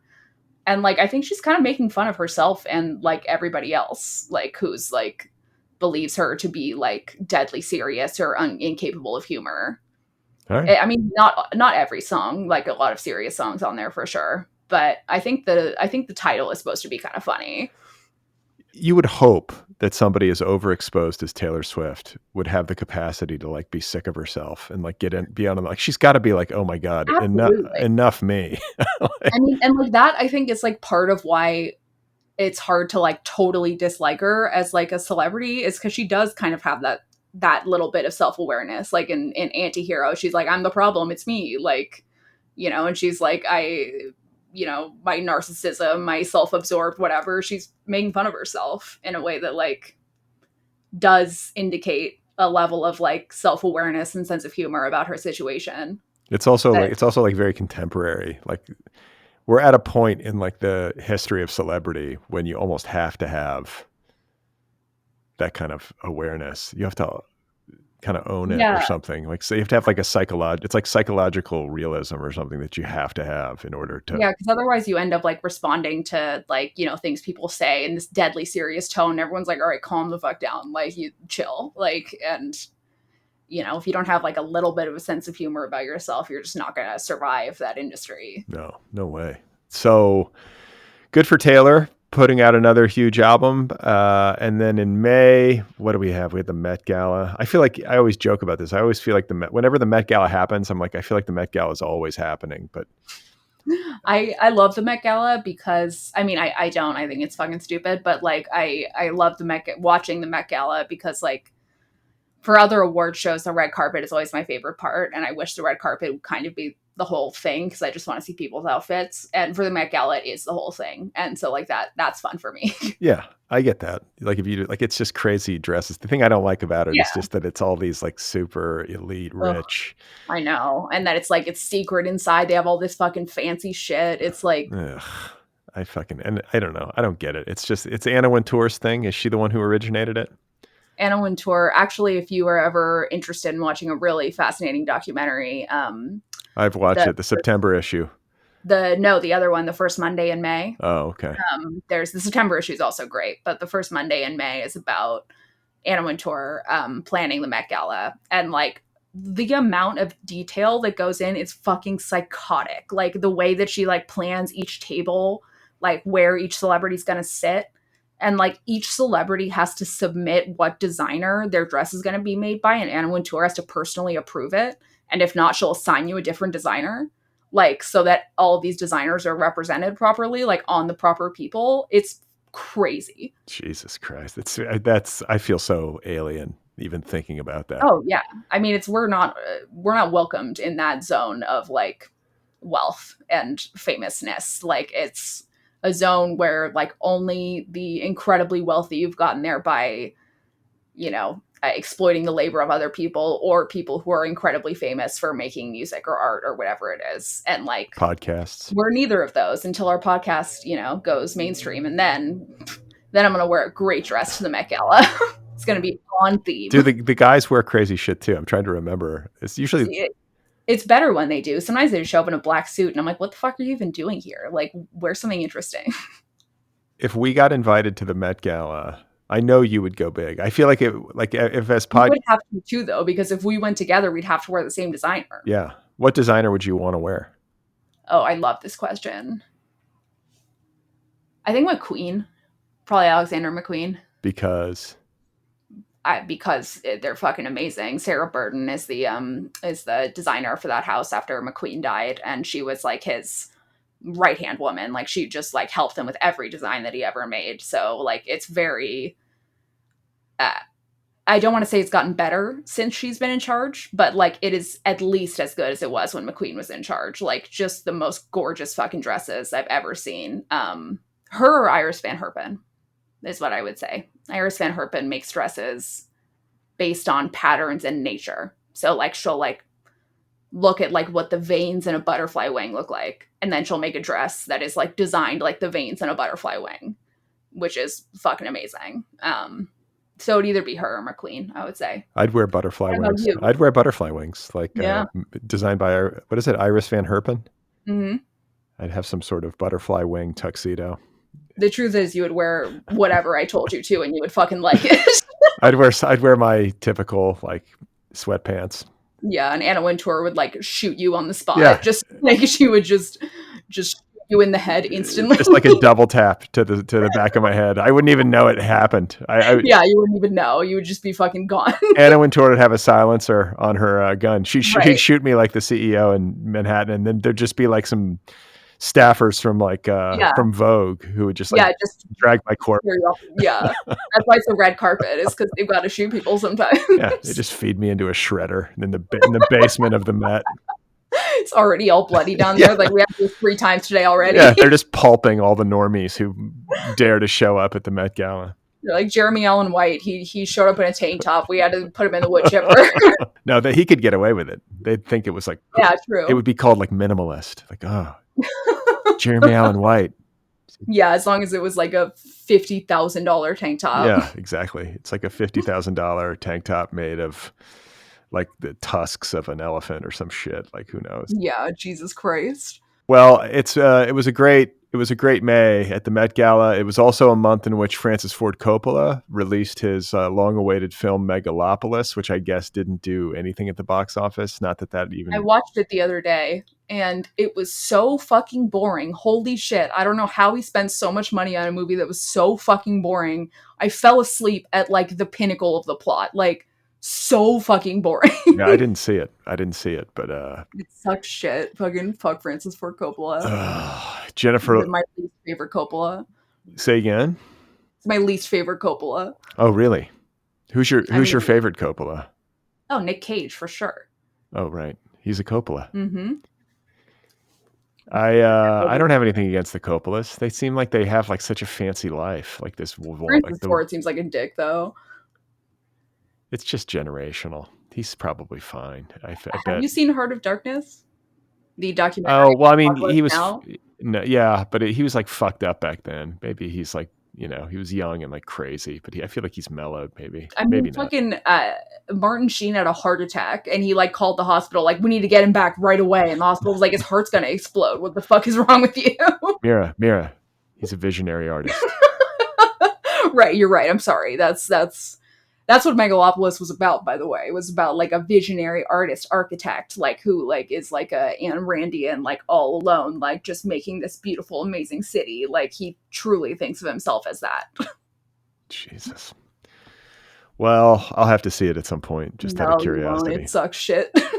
And yeah, it's like, when am I going to fit this in? The name alone intimidates me. But pointless. Jennifer Lopez canceled her summer tour in May. That was like maybe the first official inkling that things were about to erupt in her marriage to Ben Affleck.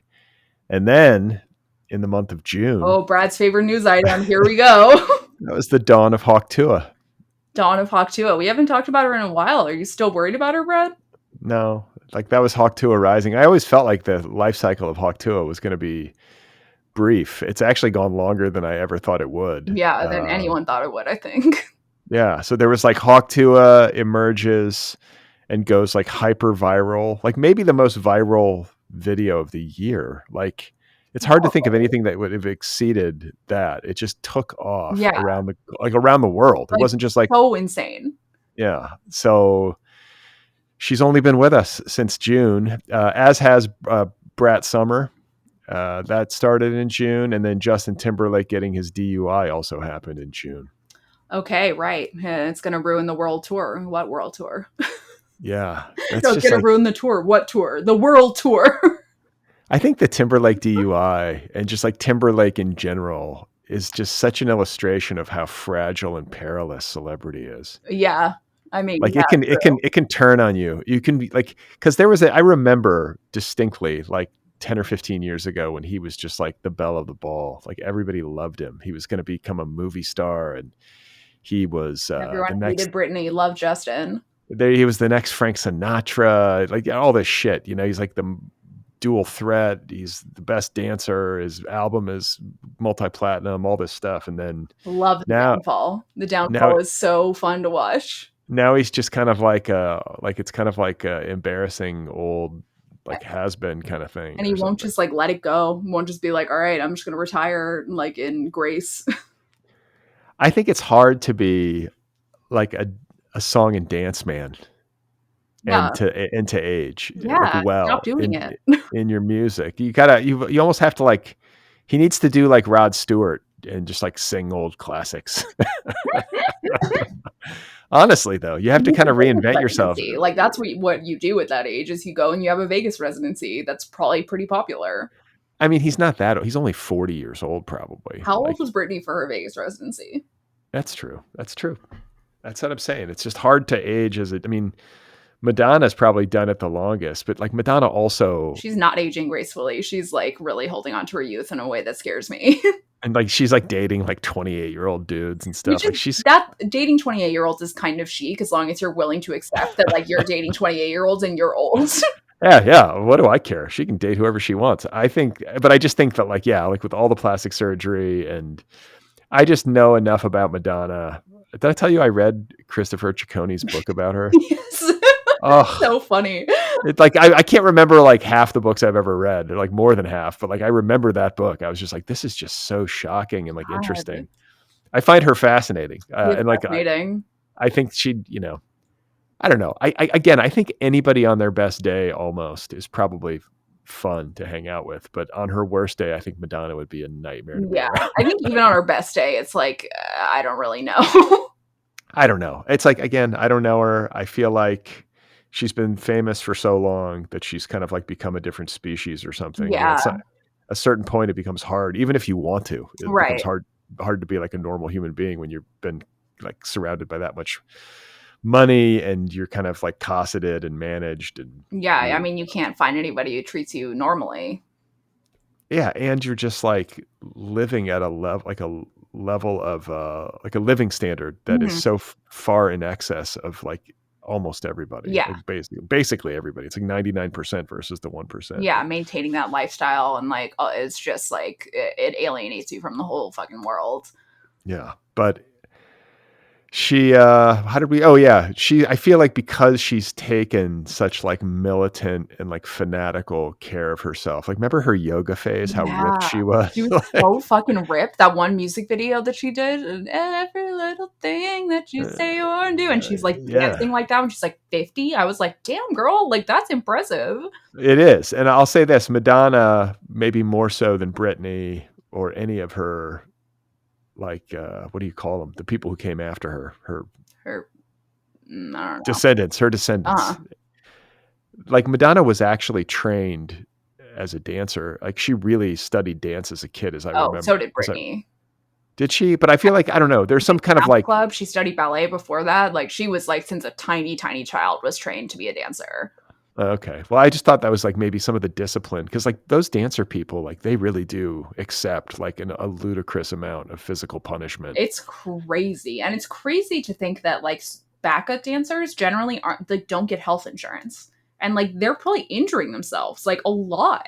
That's just hard. Think.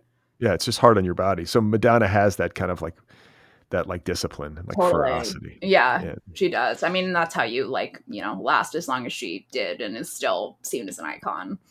Yeah, totally. Yeah. So that was June. June was big. Brat Summer, Hawk Tuah, Timberlake. July. Also big, but also small.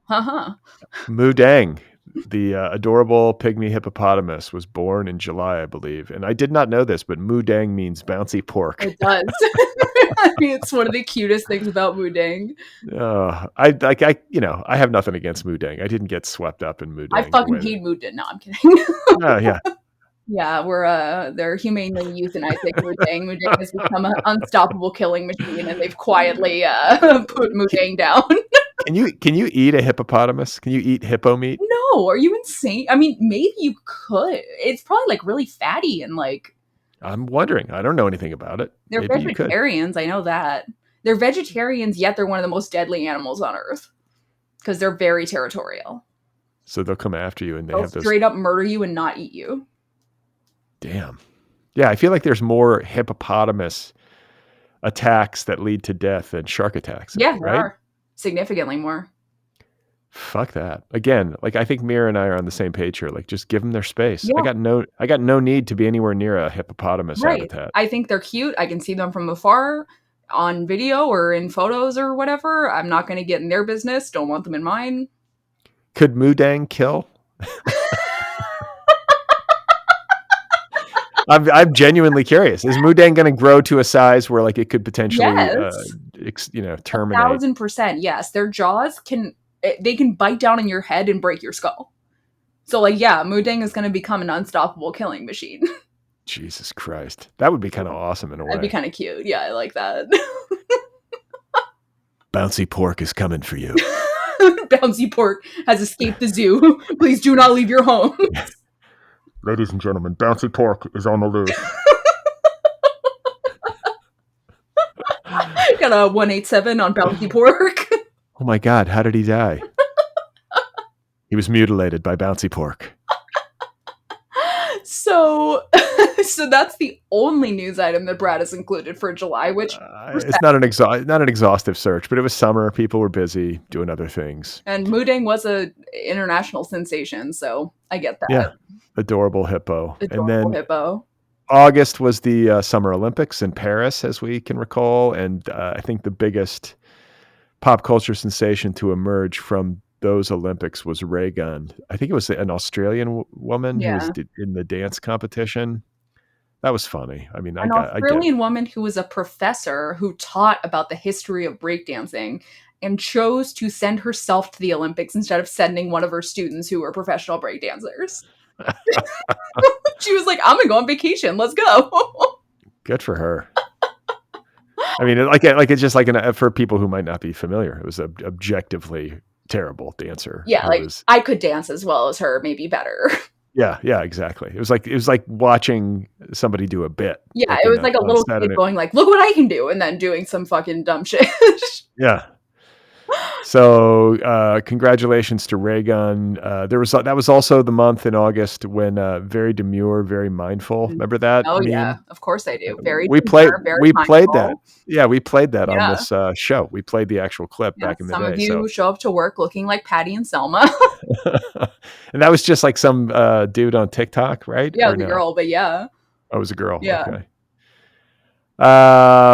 And then Bennifer ended its union in August. That was when it officially happened. J-Lo filed for divorce in August. We covered that extensively. Yeah, this year for Thanksgiving, he split his time between Jennifer Lopez and Jennifer. Who is the other Jennifer? Garner. Jennifer Garner. Wait, he spent Thanksgiving with J-Lo? With both of them. Split his time between. He just stands in the middle of the street and shouts Jennifer until one of them shows up. He likes Jennifers. September, P. Diddy got arrested. Yep. That was big. And I wrote this down. I didn't even remember this. Katy Perry released an album in September. She did. And actually, I have been closely watching the album rollout because it has been the biggest disaster that I have ever seen. Her career is going so far down the toilet that she won't even get a Vegas residency. She is fucked. Why? I don't understand. Is it just because the music sucks? Album. It is a shit, bad, terrible album. And she hired to help her write and produce it, Dr. Luke, who formerly, had a lawsuit against because he's a sexual assaulter, fucking sex pest. And Katy Perry decided to write a female empowerment anthem called Women's World with Dr. Luke, which was the first problem that she had. And then she proceeded to do a bunch of fucking press events where like she was like visibly frowning, like just like looked so upset the entire time that like I thought it was a bit and it wasn't. She just was mad. And now last night I saw a video of one of her concerts and it was legitimately like less than half full. Ugh. She seems like a bad person though, so whatever. Why? Just because she's hanging out with Dr. Luke? I guess that's like just hired a insensitive. guy who is like known mainly for like being a sex pest to write a song called Women's World. Yeah, that's like tone deaf in the extreme. I also remember when when there was the mayor election here in Los Angeles and she openly supported Rick Caruso. Yeah, so for people, I mean, people listening wouldn't know this, but like there was a contest for mayor and this guy who's like a billionaire shopping mall he bro. like owns the Grove in LA, which is like a big ass shopping mall here. Yeah, he was running and I think the thing that offended me the most about him is that like he was a Republican until like 2 weeks before he decided to become mayor, and then suddenly he's like, I'm a Democrat, and it was just like such transparent bullshit. Yeah, every time I go to the Grove, I say bad things about Rick Caruso really loudly, hoping that he'll maybe be around somewhere. I'll be like, damn, this shitty design, Rick Caruso. This motherfucking sucks, Rick Caruso. Yeah.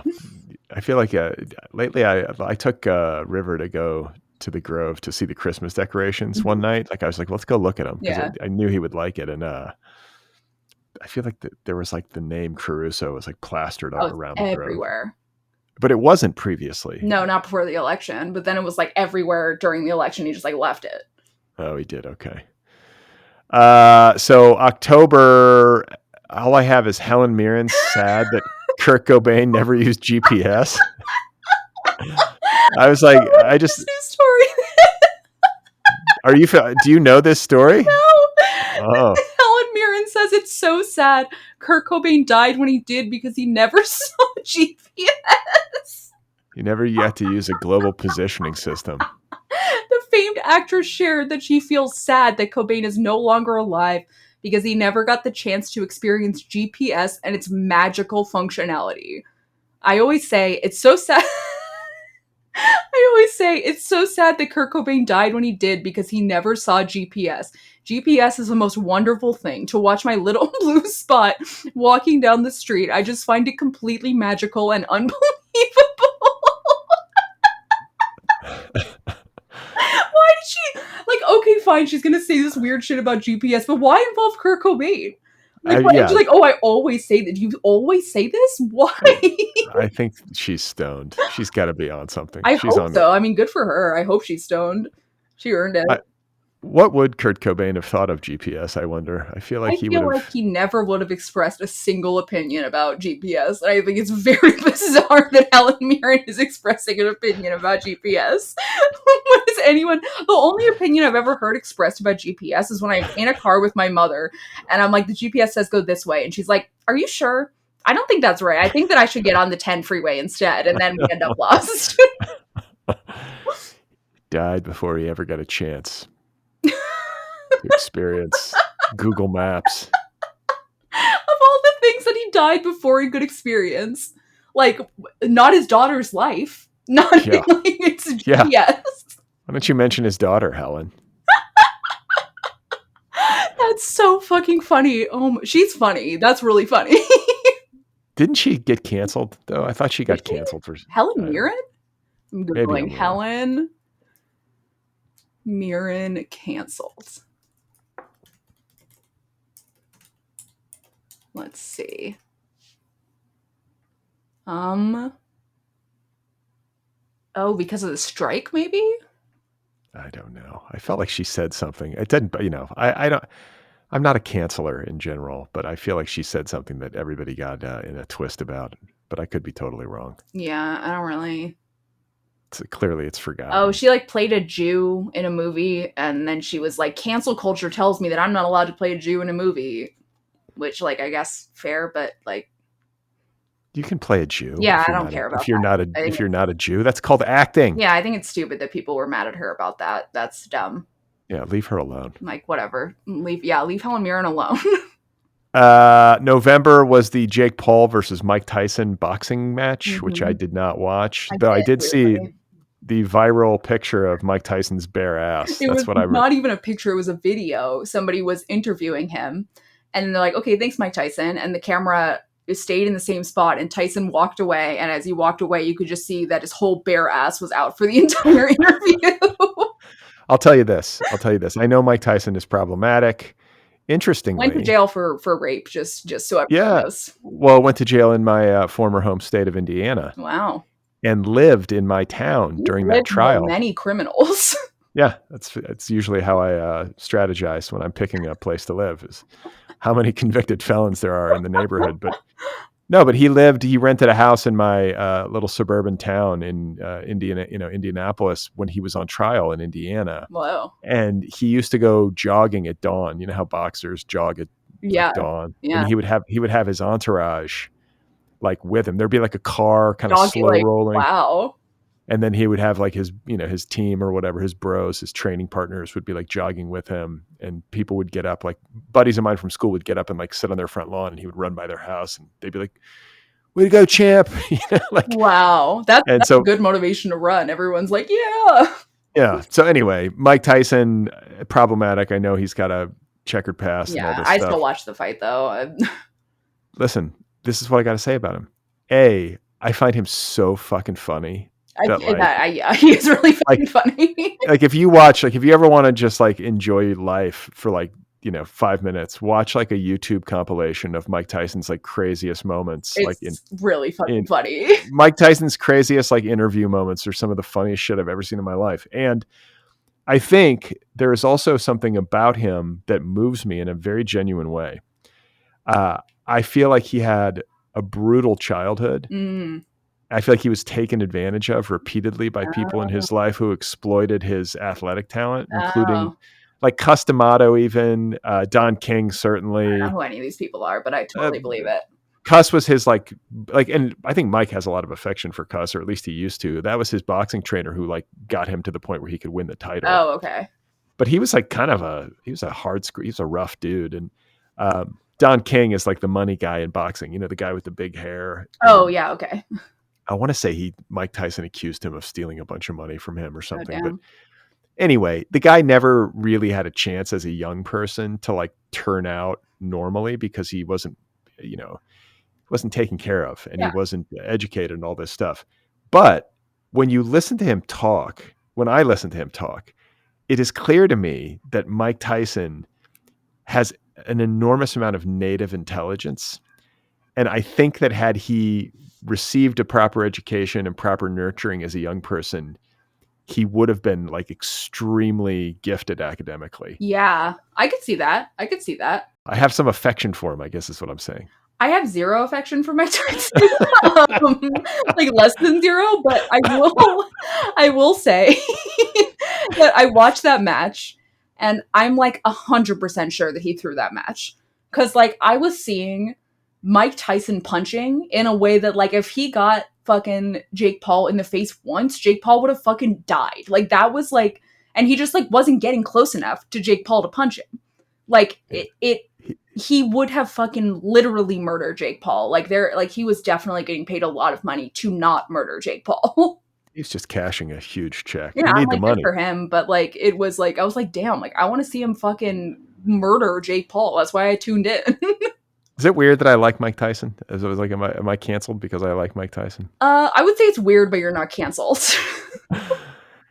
I just can't believe it. They were scrutinizing my brain. That one might have gotten you canceled. He was punching me in the face, and it was really it was awful. I bit his ear off. I never had a chance as a young person. Jesus Christ. I don't know. Mike, I feel like he wants to. I don't know. He's older now. He's mellowed a little bit. He was just so out of control as a young person. Had all this money and the drugs and Robin Givens. This was before your time, like his relationships. Yeah. I really, really wanted him to bite Jake Paul's ear off, like so badly. I wanted it so bad. Like I wanted him to just fucking like, yeah, like sure he was paid to throw the fight or whatever. I wanted him to get the adrenaline going and just fucking like murder him. I don't think Mike Tyson even remotely has liked boxing since he was young, especially since like Buster Douglas beat him. Like once he got beat He was and like like, no. the aura of invincibility was gone. And then also he was doing a lot of drugs and like wasn't training properly. So like he would go out there and would just be out of shape and like he would be getting punched. He didn't like it.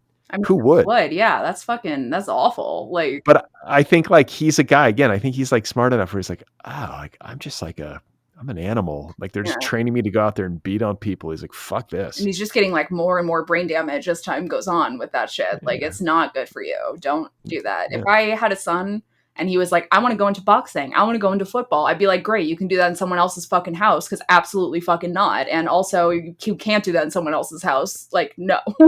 Yeah, or like MMA, these guys just like beating on each other with bare knuckles. Like, And yes, boxing and MMA are two of the only sports that I will voluntarily watch.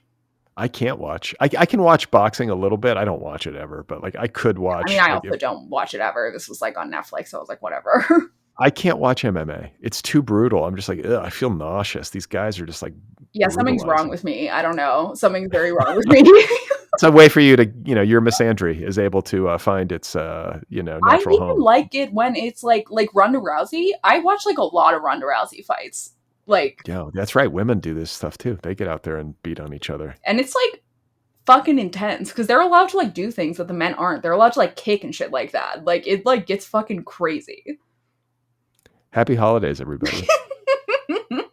Happy holidays. You can watch people beat each other senseless over the holidays on YouTube.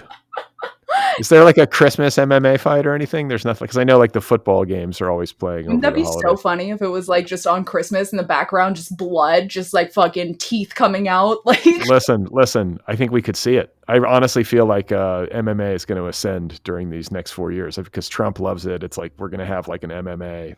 Like, I kind of hope so. It's more fun to watch than fucking football or whatever the fuck. I don't know if they're going to get brain damage anyways. Yeah, I guess both sports are just brutal. Yeah. So November, Jake Paul and Mike Tyson beat on each other. Obviously, there was the election, and who won the election, Brad? Trump. Yeah. So it took Brad a minute. He really, really hurt him to say that. I've just been shut down. I've been shut down emotionally ever since. Yeah, he has. It's true. Can't even entertain anything related to like that sort of like realm. But so now it's December. Has anything happened this month that feels like really significant? I didn't write anything down. I feel like it should be top of mind if it was that big of a deal, but it's just like, I feel like there's got to be something this month that happened that was like so significant that I'm like completely forgetting about. Like, Tyler, can you think of anything significant that happened in December? Any news stories at all? The United Health exec. Oh yeah, fucking the United Health executive got fucking murked. Thank you. Luigi Mangione. Yeah, Luigi Mangione is fucking America's crush. He's a real hottie. He's good at skateboarding. He's handsome. He's smart. Being charged with terrorism. Did you hear that? He's being charged with terrorism? Yeah. See, okay. All right. I'm putting forward a theory that I know is going to be correct here, and here's what it is. I knew the McDonald's story was fucking bullshit. What, like a fucking random old person saw a guy with eyebrows and called the police and they showed up and it just happened to be the fucking killer? No. Here's what happened. He went to a McDonald's kiosk, which has facial recognition technology. You can Google this. I'm not insane. McDonald's kiosks have facial recognition technology that they claim that the police do not have access to, but the police have access to all kinds of facial recognition technology that's very similar in other restaurants. And now that he's being charged with terrorism, like it would be illegal for them to use that facial recognition technology to catch him, to be clear. And now that he's being charged with terrorism, that means that the government can use their counterterrorism statute, whatever the fuck that is, to keep the case closed because they can claim that they were using because they're charging him with terrorism, they can claim that the tech that they used to find him was a counterterrorism measure and therefore not share it with the public. I'm now imagining like some techie at like the NSA who's like monitoring the facial recognition. Literally, yes. Like sitting there and then like all of a sudden Luigi's face comes up and he's like, yeah, hit the big red button. He's like, his bone structure is perfect. He's so beautiful. He's like a painting. He's like a work of art. he, you know what? He is a gorgeous, gorgeous man. It's really true. That fucking skateboarding video showed up on my Instagram feed, and I was like, that motherfucker He's can so skate. fucking cool. He's like the fucking cool. Like he just gets cooler and cooler. Every Yeah, he's video like- I see, he gets cooler and hotter. And he's going to spend the rest of his life in prison, probably. Did you That's see what's that interview? That was like, I can't remember what network it was on, but they were outside of the prison that Luigi was in. Prisoners inside were watching the news show live, and so the news anchor would be like, "Okay, if it like they would respond by yelling through the prison windows. So like they would yell like Luigi's conditions are shit, or like they would be like, the news anchor would be like, okay, like if they're listening in the prison, can you tell me if Luigi has television? And they'd all be like, no, out the window, like answering the interview questions, like in real time. It was fucking wild. They'd be like, how are Luigi's conditions? And they'd be like, shit, his conditions are shit. Like, it was crazy. They were all like, free Luigi. Like, Can they charge him? Can they sentence him to death? not in, well, I mean, Jesus, with this terrorism thing, maybe, but I mean, the death penalty is not legal in New York State, I don't think. Okay. So they'd have Yeah, to I make didn't- like an exception for him, which I mean, with the terrorism thing is possible, but I doubt it. They'll probably just put him in prison for life. And then until the anarcho-communist revolution. That's And right. then President Mira Gonzalez, her first act, Abolishing prisons. will be, not only will she won't even commute his sentence, she will abolish prisons altogether. Yeah, you think I'm joking, but this is why I'll never become president. Loose, like what, thousands of criminals onto the streets. I mean, just because we're abolishing prisons doesn't mean you have to have criminals on the streets, but prison abolition episode is another episode. Yeah, something to look forward to in 2025 is That's our right. incredibly entertaining and electrifying Mhm. prison abolition episode. Yeah, on our pop culture podcast. Well, Mira, it is the end of 2024 for us. We It will is. not talk to our adoring fans until the new year. Yeah. Do you have a New Year's resolution? Is there anything you're looking forward to next year at all? Nope. How about you, Brad? Nope, not at all. Thanks, everybody. Thank Appreciate it. Love you guys. Bye. Happy holidays. Happy holidays.